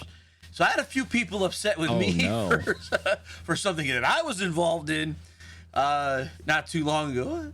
So I know how it is. Would this happen to have been one of the Pro Invitational races, or was this Monday Night Racing League? It might have been the Monday Night Racing League. Oh, man. On a big stage, Harold. Yeah, so I know how it is. I know how it is. It's like, they had to, it took them, I want to say, was it 45 minutes to 2 hours to make a decision about the way that race was finished based on the thrown caution with 10 to go. Yeah, it was an interesting night, and so I know how it goes. Like, can't please everybody all the time. That's what it seems like. So I wouldn't take it too hard for Eli and Rafe. You know, my biggest thing to talking to different league owners, and this is my production, you know, here in Wendigo Studios and my time as a producer overall. I tell people, you know, because they ask me all the time, hey, we want to broadcast. I said, first thing you need before you ever broadcast is you need race control and a set of rules that you can enforce.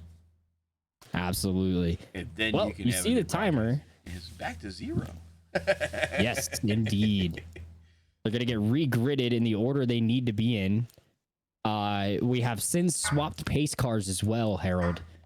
We now enjoy the sights and sounds of the iRacing Porsche safety car going to lead the field for the rest of the race, as all the drivers get set on the grid on the backstretch.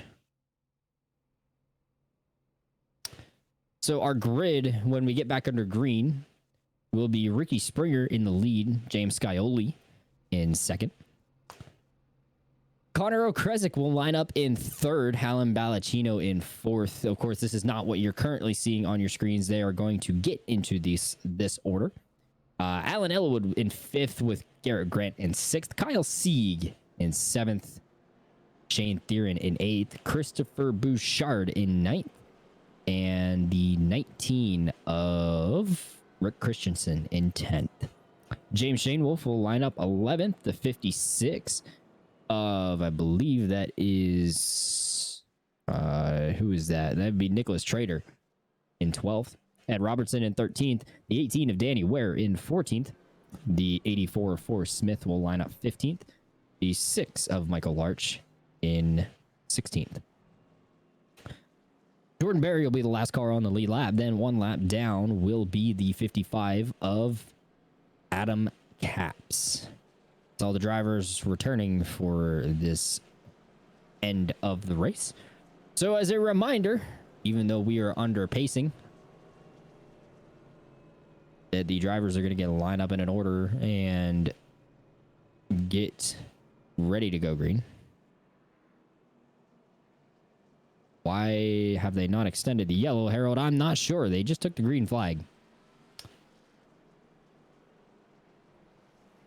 Oh, I see how they're doing this. They're going to manually do this, Harold. This is old console racing days right here. They used to do this all the time. Running console racing leagues of the games of E-Technics from NASCAR 2011 through NASCAR 15.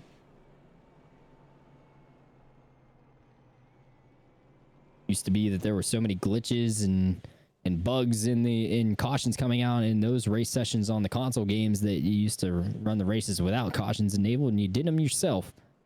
Yep, used to have the console racing days. Well, you know, there was not a time too long ago. I remember doing broadcasts and as a race controller, driving a car as the pace car. Now, talk about that. It's an interesting thing. Actually having an actual pace car who's actually being scored. That would be so cool to see re-implemented somewhere. I would love to see iRacing bring that to hosted sessions. You don't need to see that in official sessions. That's, like, absolutely. Everybody signs up to be the pace car. I'm the pace car. All of a sudden, you're having to split race control pace cars off of iRating, and the person with the highest iRating will get top split. And that's it, only that guy. Pace Car Simulator 2022. That would be quite interesting indeed. So these guys are basically pacing themselves right now, yeah? Yeah, these guys are pacing themselves. They'll get set for a restart here. And they will restart and have 15 laps to go. So you're going to see different scoring on the pylon up in the top left in terms of number of laps for this race. This was a 35-lap race. They're still going to complete 35 laps. It's just going to be in a very interesting manner. And we're bringing you all the live coverage tonight of the final 15 laps, as well as all the laps that we've already completed that you'll be able to watch back on the VOD here on the Area iRacing Twitch channel. Make sure you guys check out the Area iRacing Twitch channel for your streams of all the Area iRacing leagues every Monday through Thursday, pending a week off for holidays like last week, such as Thanksgiving. I hope you all had a great Thanksgiving, and a huge shout out to Harold for making sure that we get these broadcasts out to you week in and week out. Harold, I can't thank you enough for the mastermind behind Wandigo Studios and what the work you do and put in for us. It makes jobs like mine a lot easier here on Wednesday nights calling these races. Well, you know, it was nice. We had Dom DeLeo, who's came in last night on the Tuesday night. And so if any driver, and I'm going to put this out, and any driver that wants to come into the booth on a race that they're not in, because I don't want you to lose your race. I want you to come in a week you're not racing. You know, so if you're a Monday night racer and you want to come in Tuesday, Wednesday, Thursday, or if you're a Thursday guy like Eric and you want to jump in on Wednesday, you know, we want to have a driver's perspective. We've always talked about this. We want 2 commentators and preferably a driver. Eric's picked that up on Wednesday night. Of course, Jake is being a driver. He comes in a couple of days a week. But we like a couple other drivers. You know, Arca, we could use a driver's perspective. And that helps us with fuel and maybe a little bit about the track. You know, I told the guys the other night that I really haven't been racing in over 4 months now because this takes a lot of time. My time in racing doesn't get much now, so I have the rig, I just haven't really had a chance. So we're about ready to go back green flag racing, as we're going to throw it ourselves, as the number 51 will bring us to the green. Ricky Springer getting ready to restart this race. He made a pit stop right before the competition caution flew, and then the chaos ensued under the competition caution, so he will lead us back to the green flag. Gonna have 15 laps to go here at Daytona on the road course. Ricky Springer fires off. We are back under green. We made it. We made it, yeah. Welcome back, Jacob. Oh, man. Welcome to the excitement up here in the booth. Through turns 1 and 2 we come. Alan, Whoa, oh my goodness, is that someone missed Christensen? turn 1. That was Rick So Christensen. wide. Alan Elwood went through the grass under the braking zone of turn 1 as well. Kyle Sieg on 2 wheels across a rumble strip. Here comes Kaioli after Springer for the lead. They're going to get through the International Horseshoe 3 wide. We got Christensen with a stuck throttle, now stuck in the water. Forrest Smith way out in no man's land in the grass just before the International Horseshoe. Through the dog leg, they come down to the West Horseshoe. Comes the leaders. Ricky Springer ahead of James Kaioli and Conor O'Krezek now slotting into 3rd. Alan Elwood, after the lap 1 spin earlier in the race, has found 4th place again. He's going to try to chase Conor O'Krezek. Alan Ballacino sideways coming into turn 6 as well in the back of our picture.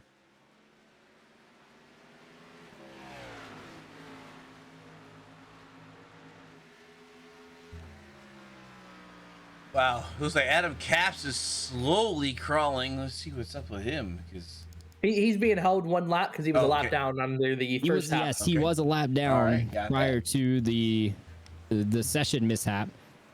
So he will exit pit road there on our screen shortly. Through the bus stop we come, side by side for the 7th spot. 6th and 7th is going to change hands. Christopher Bouchard now getting ahead of Kyle Sieg.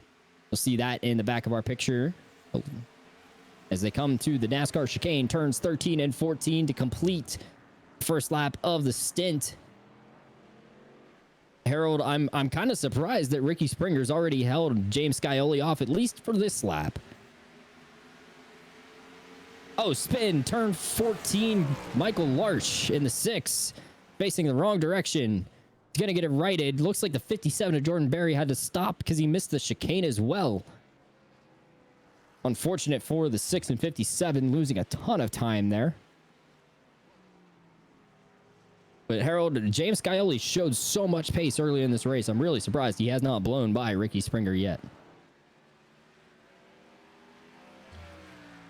And basically, we'll have to see how it goes. I mean, you know, Kaioli could be just letting Ricky, you know, show what he has, because, you know, he had, what, 3 seconds on the field at one time? So, you know, maybe the 7's just kind of letting him play his strategy, maybe burn out his stuff, and then he'll just capitalize later. Well, there's a reason why Kaioli has such a high I rating, so. You are very, very correct on that statement. Also, didn't you say earlier in the race that the fuel window is right on the 15 lap number? So these guys might need to stretch it just a little bit to make sure we see the checkered flag without needing to make a pit stop. So Ricky Springer, your leader, ahead of James Kaioli. These two are walking away from the rest of the field. Conor O'krezek still running in third, Alan Elwood in fourth, and Alan Ballacino rounding out your top five. Of the battle is on for that fifth spot in the back of our picture there. Alan Ballacino ahead of Christopher Bouchard, and he's also got Kyle Sieg bearing down on these three. Yeah, as far as his hats out to the race control guys for, making good off a bad situation and bringing the cars back into the positions they were, like Adam Capps being a lap down. Only difference is the car damage has been reset, so everybody's on a backup car, but all equal and one shot to the finish now. It'd be interesting to see if they made this an all-star race. It'd be quite the all-star race indeed. James Kaioli now trying to show you. Probably count for points. James Kaioli showing you that he's got speed and he's ready to use it. Change of hands for the fourth position. Alan Elwood having issues through the NASCAR chicane has dropped a spot there to Alan Ballacino. So move Alan up to fourth. Excuse me. Move Ballacino up to fourth. It's the Alan and Alan show. Elwood back to fifth. Like some of the guys didn't come in with their proper race cars this time. Yeah, I saw Conor O'Krezek missing a paint, so yeah, there's a couple of guys maybe came into different cars than they're used to or something of that nature. So it was a very quick turnaround for these guys, so I'm not surprised to see stuff like this. This battle for fourth is not over yet. Alan Elwood with a much better run through the infield section, at least coming out of the infield section, than Ballacino ahead of him. He's going to draft up on him. The draft herald pretty big here, even though it is a super speedway on the oval. On the road course, the draft still provides quite a bit with these long runs to the braking zones. Oh yeah, it's still Daytona. Hey, you still got that big oval. In the, like you said, you're using the entire Daytona track with only the bus stop and then the NASCAR chicane breaking those up. The reason the bus stop was put there originally was to break up the long backstretch here at Daytona. Otherwise, the speeds were even higher. I think it'd be kind of cool to take it out, but hey. I tend to Superman through there too often. Oh, sideways goes Conor O'Krezek. He's going to take James Kaioli out there. Both going to spin through turn one. Ballacino involved. And again. Christopher Bouchard involved. Alan Elwood is able to sneak through, and that's pretty much it. The rest of the drivers in the top five, top seven, all involved. Conor O'Krezek going for a move on James Kaioli, and it did not end well for the 7 or the 14. Wow.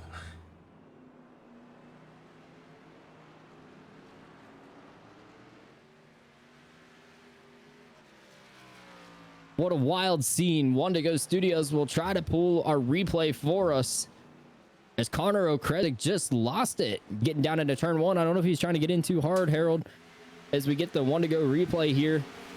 14 looking to make a move on the inside of the 7. Yes, he, absolutely wheel hopped and got on the grass, and that was the end of that.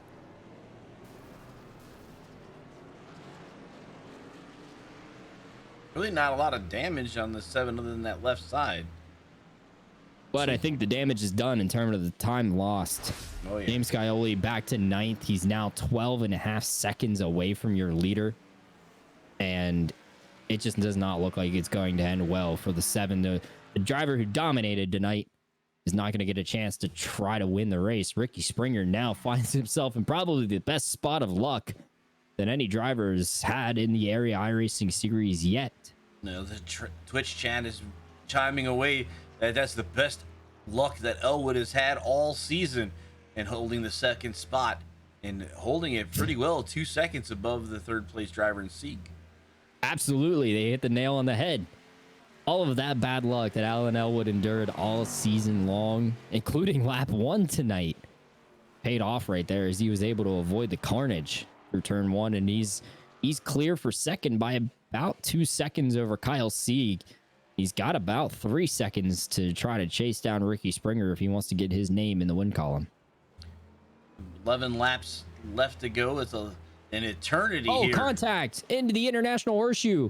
Garrett Grant in the 5, Christopher Bouchard in the 28. Garrett just sent the 28 wide, and Christopher Bouchard does not want to give it up. To the kink they come. Christopher with a ton of front end damage on that car from that turn 1 incident with the 14 and the 7. Here comes Bouchard. He gives Garrett the same bump that Garrett had just given him, and Garrett's still going to cross him over. O'Krezek back into the picture behind these guys. Here comes Shane Theron in the 38, making a move on the 5-5 of Garrett Grant's going to cross him over. On to the NASCAR banking of NASCAR turns 1 and 2. Garrett Grant now battling away with Shane Theron, and that's letting the 28 of Christopher Bouchard with all that damage scoot away. And they'll have to take the time to run him back down whenever this battle settles out of whoever wants to run in the 5th position.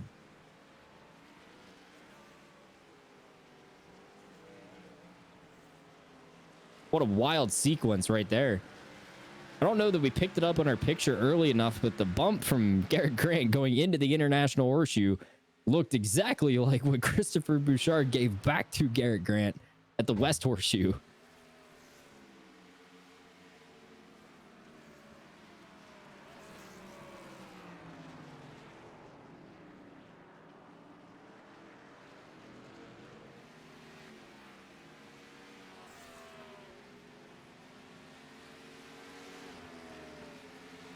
This is the best battle on the racetrack between these 3 guys. Like Jake was saying earlier, in road racing, you tend to race the track, not one another. As we're seeing these guys, for the most part, keeping spread out. It's always better to let the guy who's trying to run up on you to get around you so that you can use all the racetrack to hit your apexes. Because you lose so much time if you got a guy on your inside and outside and it has to change your lines going through these corners.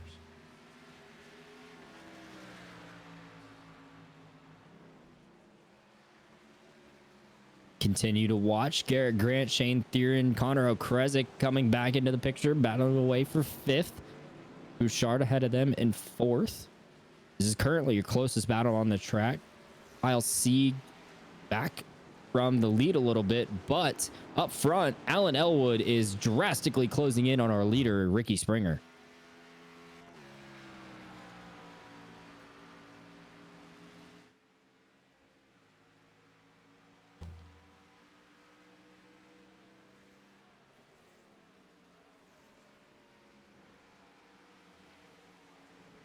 Almost a perfect entry on that 49 going through the bus stop. Hopping each corner just to get the car to turn.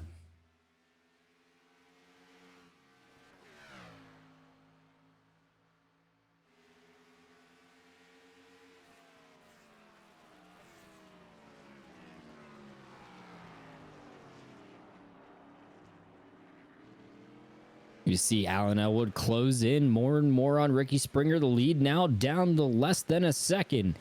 Elwood gaining about 2, 3, 4 tenths that lap over your leader.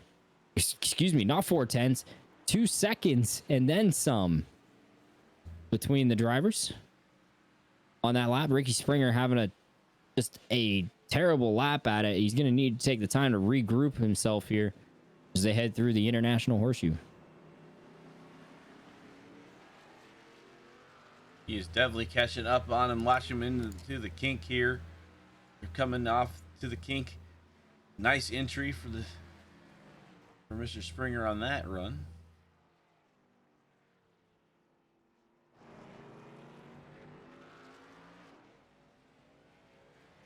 Getting the feeling it must be a full moon night here in Daytona in the sim. Absolutely wild scenes. Something definitely going on. Something was in the water, I think.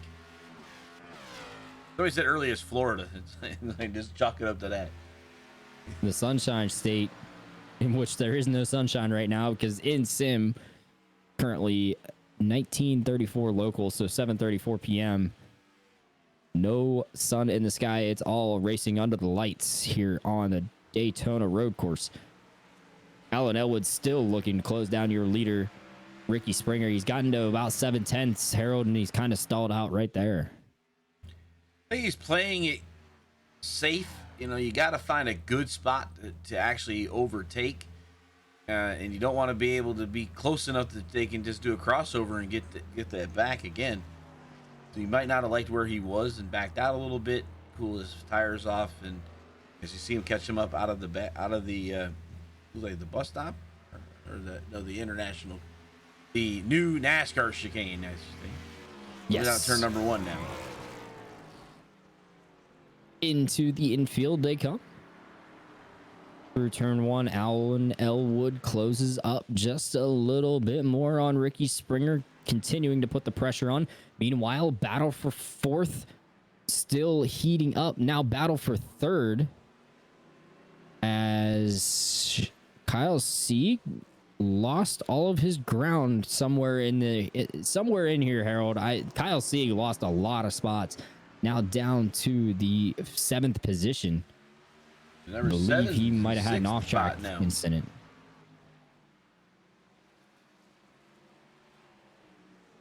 So it leaves Christopher Bouchard running 3rd, but this battle still has not gone away. Garrett Grant still running in the 4th position, but still trailing the 28. These two already having contact. We'll see if they use the bumpers even more with 7.5 laps remaining in this race.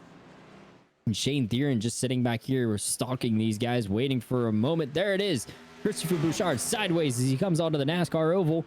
That's going to give Garrett Grant a chance at him, but it doesn't look like he's going to pan out. Garrett's going to have to fall back into the draft and try to use the momentum down the straightaway. Oh, another incident. Kyle Sieg. Kyle Sieg just towed.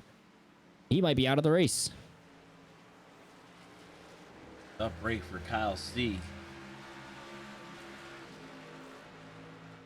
It confirmed he is out of the race. Kyle Sieg disconnecting from the session. Therefore, it is going to be a DNF for the 39, the driver who was running 3rd. I don't know that we'll be able to find that on the replay, but unfortunate for the 39. Let's continue to watch the battle for 3rd.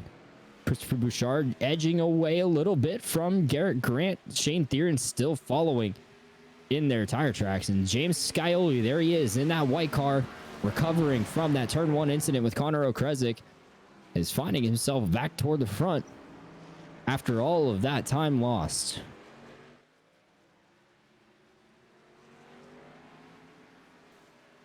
Definitely good to see him able to regroup and get back to a better position.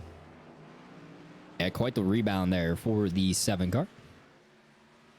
Eric Grant not great through the first 3 corners. Shane Theron closes up even more through the dog leg they come. To the west end of the infield, the West Horseshoe. Garrett's going to take a defensive line. Here comes Skyoli. Dive bomb sent to the inside of the 38.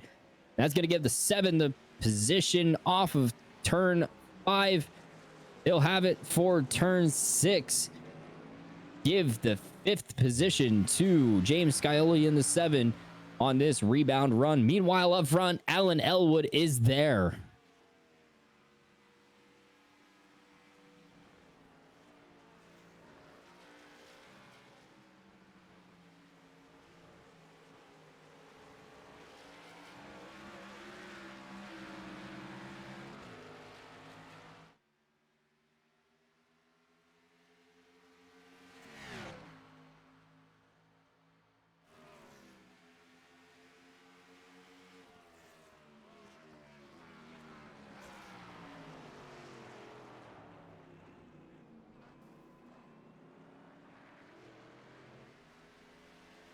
There it is. Pass for the lead.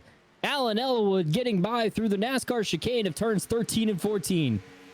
Takes the lead away from Ricky Springer with 6 laps remaining in the Daytona Road 25.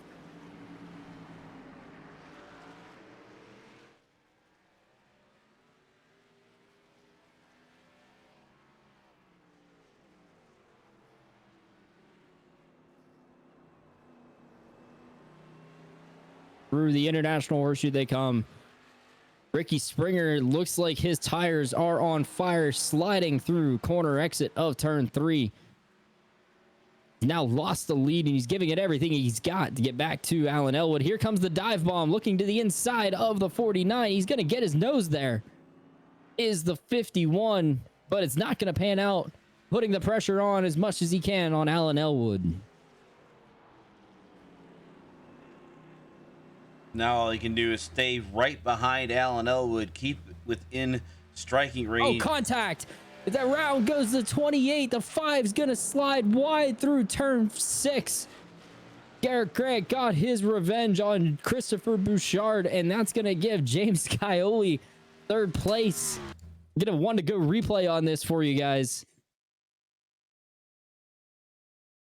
You see the rear damage there as we back the shot up for you. You're gonna see Garrett Grant and Christopher Bouchard. Bouchard gonna take the outside line into turn 6 here as we get adjusted on our camera angle, and Garrett Grant just went in after him and absolutely booted him. And that's about, I don't know, Harold, that's probably looking just about as bad as Cameron Hearn did earlier. I think Cameron did. I think Cameron actually waited for the guy to turn himself, and then he just helped him finish it. This is true. Garrett got in there way hotter, and Christopher Bouchard was not out of control when that happened. So we'll see what race control thinks about that one as well. But nonetheless, that promotes James Kaioli up to 3rd. He is 10 seconds, Harold, from the race lead with 5 laps to go, and I don't think he's 2 seconds a lap faster than these guys up front.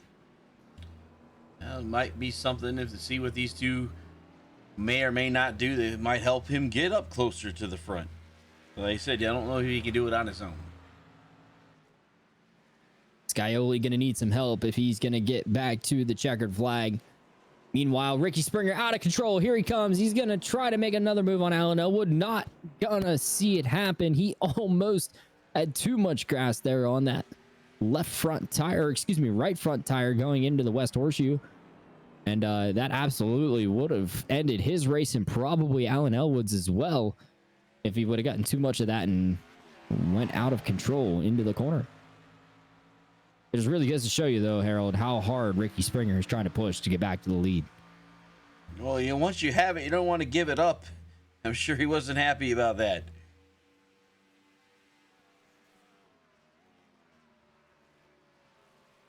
You hear drivers a lot here at this track particularly say that track position is key, because there's only a few places, even as big as this track is, there's only a few places to pass. Safely, I should say.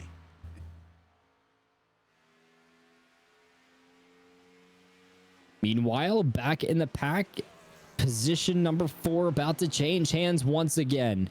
Shane Theron to the inside of Garrett Grant through NASCAR 3 and 4. Give the 4th spot to Shane Theron in the 38. Finally, patiently working his way by the number 5. And promotes him to 4th place over Garrett Grant. Springer not done with Elwood.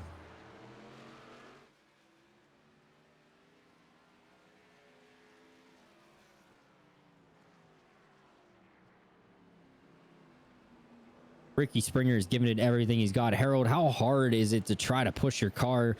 These guys are 12 laps on this set of tires. How hard is it going to be for him to try to push it and continue to attack Alan Elwood?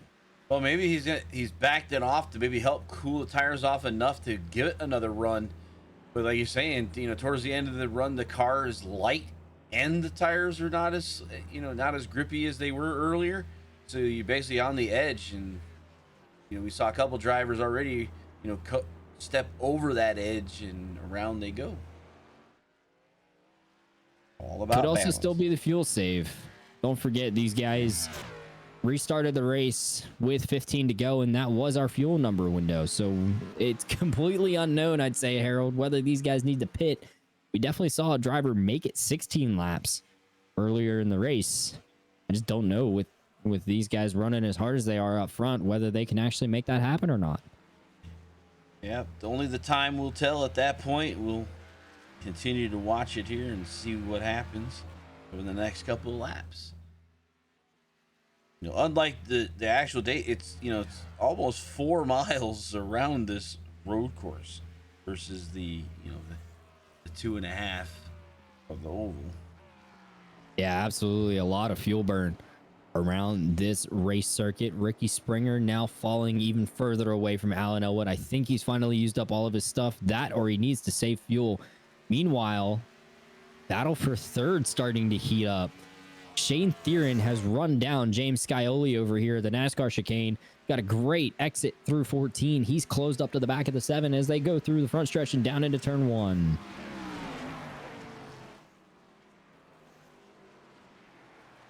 Defensive line for the 7. Thinking the 38 might have had a chance at him.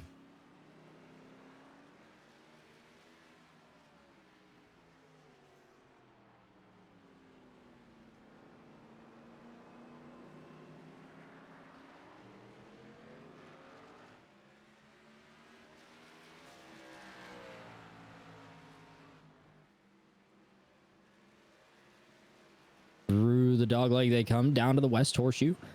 Kaioli locking up his right front a little bit on corner entry, giving Shane Theron.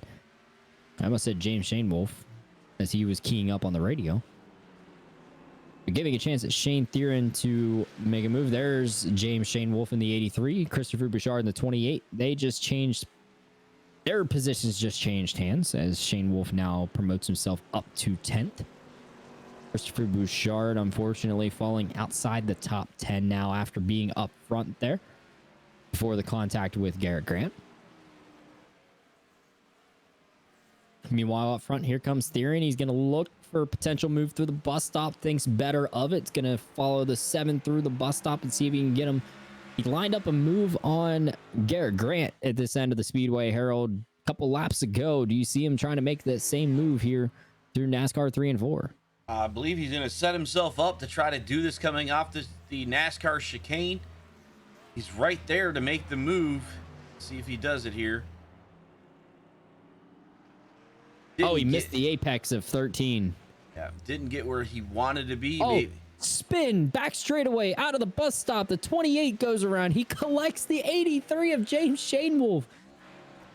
Those two just changed positions. Shane Wolf able to continue with minimal time loss compared to the 28, but the 28 absolutely was out of control through the bus stop.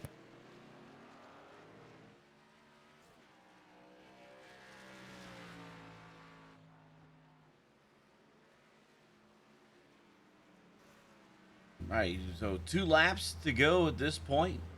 Elwood leading the way. He's wanting to see the white flags.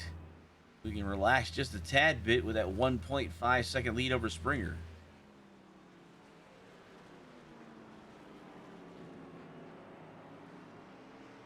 Onto the oval here. I imagine, Harold, we're going to have a lot to unpack from all of these drivers. And depending on who makes it to the podium, we'll have some interesting stories throughout tonight to discuss.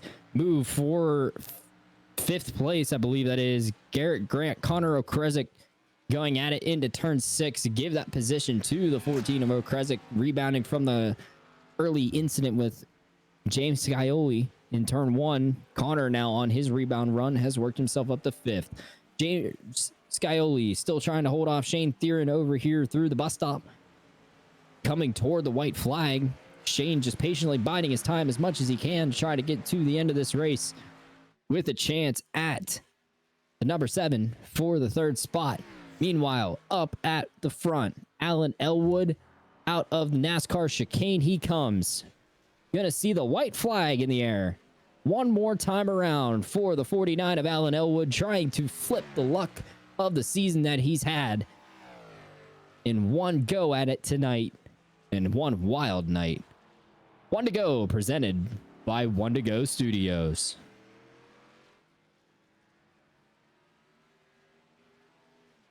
Elwood just a handful of turns away from his win to get in here.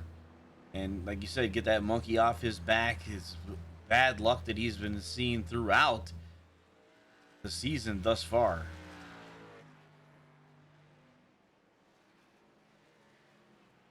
Battle for third still on. Shane Theron and James Kaioli absolutely going at it back here.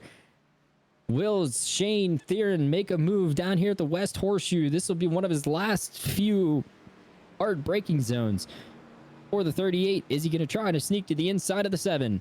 Not going to happen through turn 5. They're going to look for turn 6 and see if Theron can get the run up onto the NASCAR oval. Here he comes to the inside, looking there on Scioli for third place out of turn 6. Not going to happen there. Shane Theron's got 2 more opportunities, 2 more braking zones to try to steal this third place away. Meanwhile, up front, Alan Elwood through the bus stop for the final time. He comes. Harold, this is quite the redemption story for the Lodgebox series in the season that this 49 has had.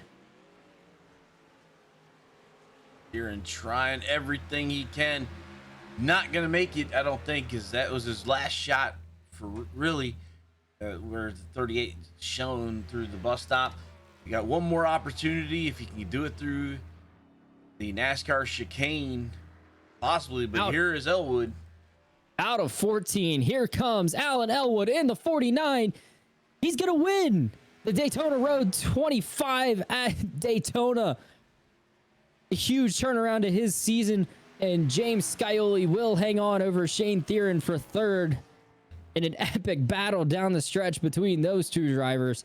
Ricky Springer sandwiched in the middle in second, but what a turnaround for the season of Alan Elwood. All of that bad luck through the regular season, it does not matter now. Win, and he's win and in for postseason berth later this year. Actually, after the break and into the new year.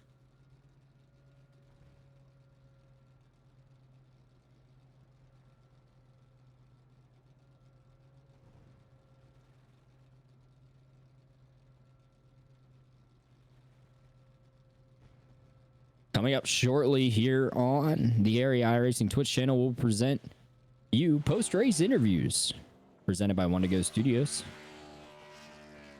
So we get to see Alan Elwood burn it down here at Daytona.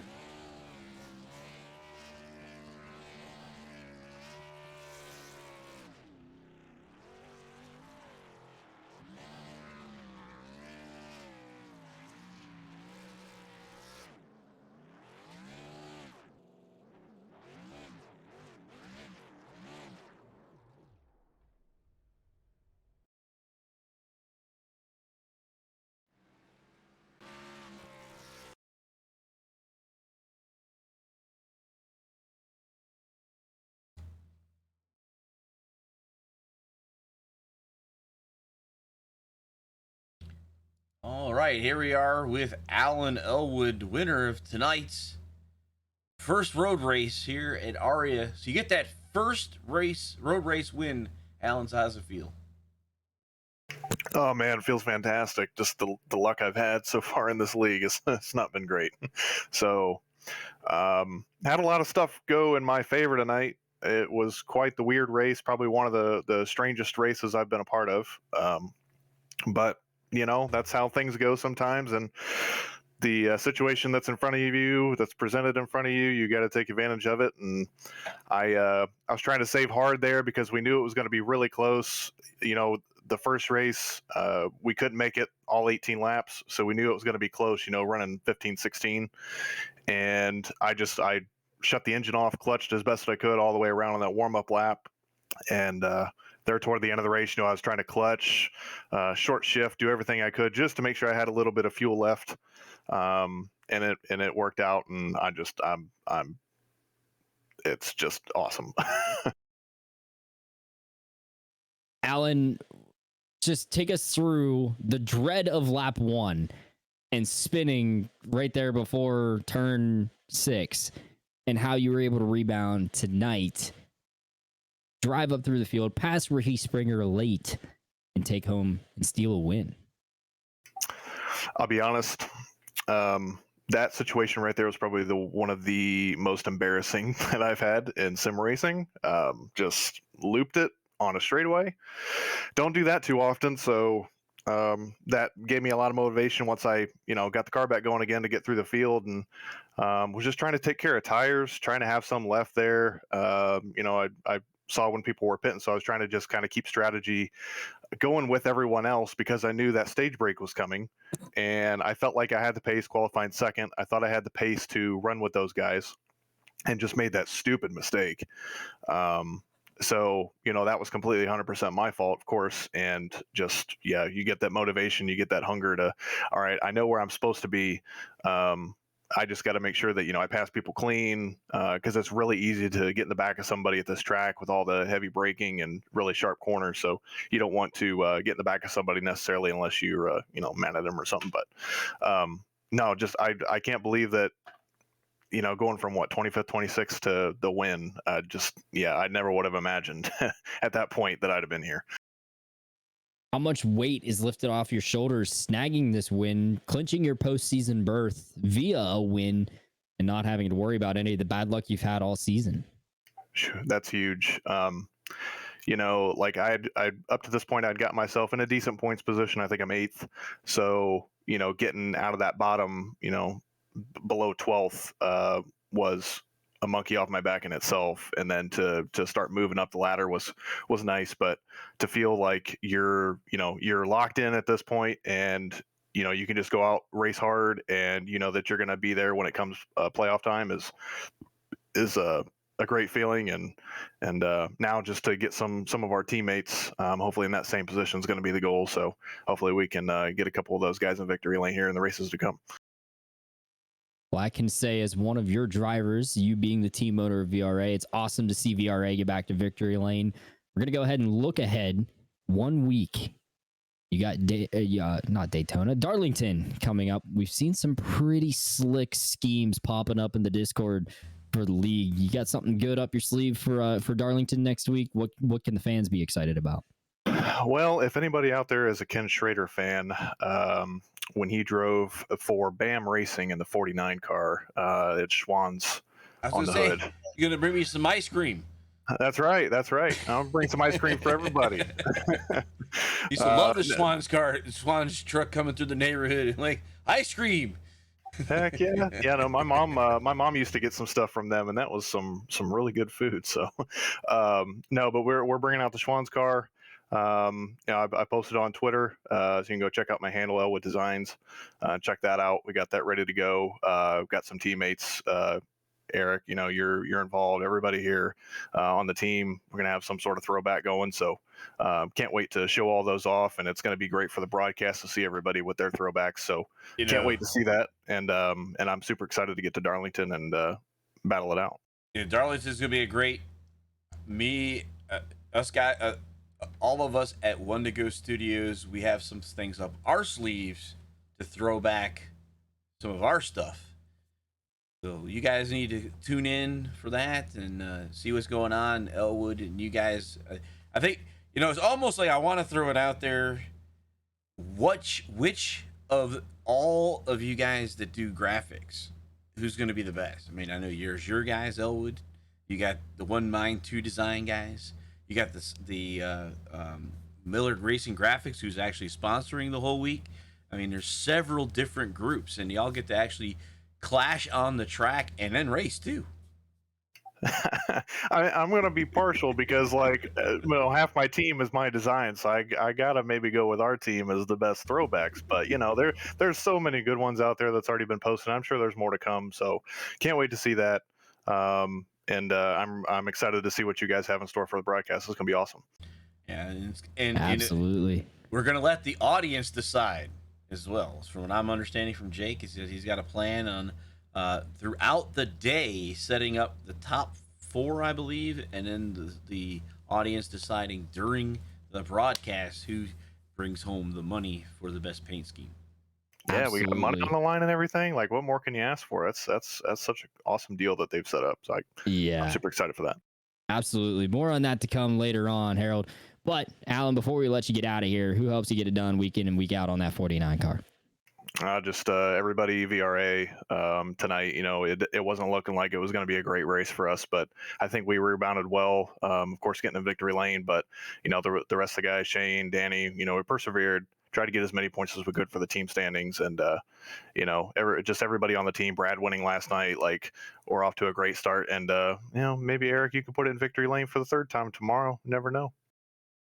We will find out. Make sure you tune in tomorrow night for the Sim Speed Shop Cup Series. We'll go over that more later too. Alan, thank you for taking the time to join us here. And congratulations on locking yourself into the postseason. It's good to talk to you guys. Appreciate it. Go ahead and bring our second place finisher to the broadcast booth. Ricky Springer is able to join us now. Ricky, we saw chaos tonight. I mean, it must have been a full moon out there. What a wild time. You were in position for most of that last stint, and then it just kind of faded off at the end. What more did you need to be able to beat Allen? Yeah, it was really unfortunate, just kind of the way everything worked out. I mean, really came down to fuel there at the end. I was clutching, had the car off most of the laps, so did Allen, and just kind of came down to the typical stuff that we see on a weekly basis, just seeing who could save fuel the best. So I mean, I'm not going to say I'm happy with a second place finish, because I don't think anybody would be, but I mean, overall a great run. A bad string of races we had recently, so can't complain too much about second place. We saw the strong road course skills tonight. You battling away with James Kaioli as well. How much confidence does a run like this give you for the season? Not having a win next to your name yet, but being at least solidly in the points to try to make a postseason run. Yeah, road courses have always been my forte, so seeing a couple of those in the schedule coming up definitely gets me excited, and really gives me another opportunity to kind of show off my stuff in a place like this. But I mean, on the ovals, we haven't been too bad, so it's just kind of trying to stay consistent, stay out of the junk most of the time, and really get ahead of everything. So we talked to Alan about this just a little bit ago. Ricky, we're looking ahead to Darlington and Throwback Weekend next week. Is there any hints or teasers you can give us to what we might see out of that 51 camp? I don't know. I mean, the scheme that's on the car right now, kind of a little bit of throwback to the old TRD Baja days, but just trying to figure some stuff out. Got something lined up, looking pretty well. Haven't really put anything out yet, and I don't think I want to. I think I want to keep it kind of on the down low until we get closer. Where can we learn more about that from you? So my Twitter handle is Rick Spring. That would be my Twitter handle. You can find me same on Instagram. I'll post stuff usually on both of those socials for my sim racing as well as my real life racing. Alrighty, Ricky. Well, before we let you get out of here for the night, who helps you get it done on that 51 car, and who do you have to thank for such a great run tonight? I'd really just like to thank Go Slow, Conor O'krezek, Rafe Slate, Kyle Sieg, everybody that kind of got me involved in the league and got me racing this year and kind of helped me get my feet wet in the league. My parents for, watching. My mom loves to watch these races, so, that's always awesome to see, and, that's really about it. Alrighty, well, that is our second place finisher tonight, Ricky Springer. Thank you for taking the time to join us here in the broadcast booth. Yep, thank you guys. Harold, that was Ricky Springer. James Kaioli, your third place finisher. We did reach out to him for comment. Unfortunately, he has declined. Well, fortunately for us, he has declined to comment, but I can't blame him after the events of tonight. James Kaioli choosing to not comment and attend a post-race interview. So that moves up our post-race festivities a little bit here for you. We'll go through the Elwood Designs race recap here from Daytona.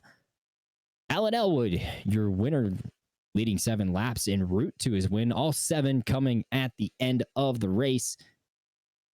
We had one caution throughout the race. That's going to be incorrect because of the whole session mishap midway through. Definitely more than 18 drivers as well. It's looking more like about 30 that took the green flag tonight. And in the second stint of everything tonight, James Kaioli still managed to pull out the fastest lap of the race, even though he had a damaged race car from the Conor O'krezek incident in turn 1 early in this final stint. A lot to unpack here from Daytona. Going to bring you the results. Now, these results are only going to incorporate the drivers in this final stint session that they put up. So we're missing a couple here. We'll try to highlight those that missed out on making the board. I will bring those to you at the end here, but they will not be on the graphic, just as a disclaimer for you. So it is Alan Elwood finding victory lane finally after some terrible luck this season, bringing home the checkered flag.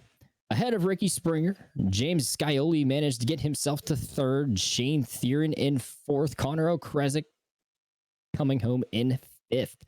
Alan Balancino in sixth. Danny Ware driving from the back up to seventh. Garrett Grant holding his position in eighth. Nicholas Trader getting a top 10. And Ed Robertson. How about Ed Robertson? Harold getting himself to 10th place. Pretty good run for top 10 for Ed. And then got the back half, as you said, Bouchard, Shane Wolf, Larch. Then a lap back was Caps. He had his lap held from the earlier race. And then Smith, Sieg, Barry, and Christensen. And Rick Christensen was saying in chat that he had an issue with his pedals coming out of calibration is why he had such an issue in turn number 1. He just basically blew the corner because he had no brakes. Unfortunate night for the 19. I was going to try to bring you the rest of the race results from that other session, Harold, but the results have not populated yet because the session technically has not fully closed, unfortunately.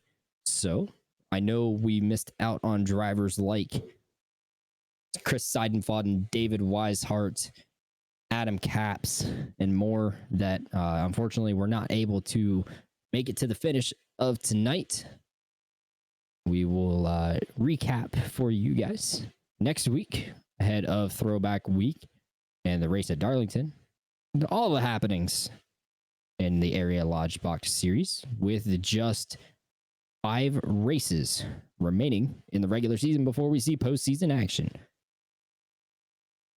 Points, unfortunately, would not be able to bring to you either, as they've got quite a bit of work ahead of them, Harold. I'm sure you would agree to get points situated based off the separate session things tonight. But pretty much, the Lodgebox series had everything thrown at it tonight. Closing thoughts from you, Harold. Well, you know, it's like I've said several times this year so far, that this is a brand new league, 4 divisions, and with the amount of racing that we've been doing, this has been the first hiccup that we've had, and came from something different. This is a road course. Started off a couple weeks ago where there wasn't even a setup for the track for this. So, you know, they've been working in it, but, you know, the race control guys, the admins, they're all going to come together, come up with a most equitable situation. They'll post out in a little, Jake said he'll post something out on social media, but we'll be looking forward to the next road course race tomorrow night with the Cup Series, where Eric, you'll be one of the drivers on the racetrack, and hopefully you learned something tonight. Absolutely. Hopefully we can pull something out tomorrow night. That's going to do it for us tonight here on One to Go Studios. Huge shout out and thank you to Northern Capital, Swift Lifestyle, Sim Speed Shot, and Lodgebox for being the premier partners of the Area iRacing League and all of its series, ARCA through Cup. Make sure you tune in tomorrow night, starting at 8:45 p.m. Eastern Time here on the Area iRacing Twitch channel for the Sim Speed Shop Cup Series. Race from Daytona Road Course. It'll be the same sort of setting tonight. Sunset into the nighttime for all those Cup Series guys, yours truly included. And of course, make sure you tune in next week, all week long, Monday through Thursday, for Throwback Week at Darlington in the Area iRacing League, starting with the Swift Lifestyles Pro ARCA Series on Monday night.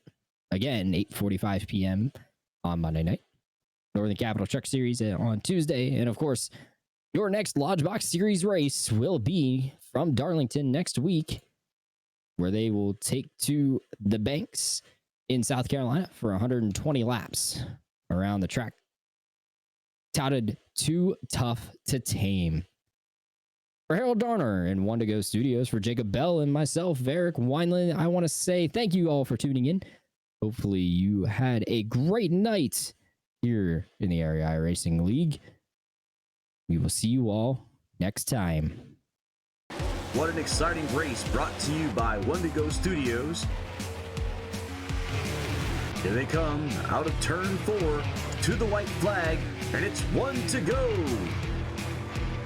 Thank you to all our sponsors, drivers, and viewers.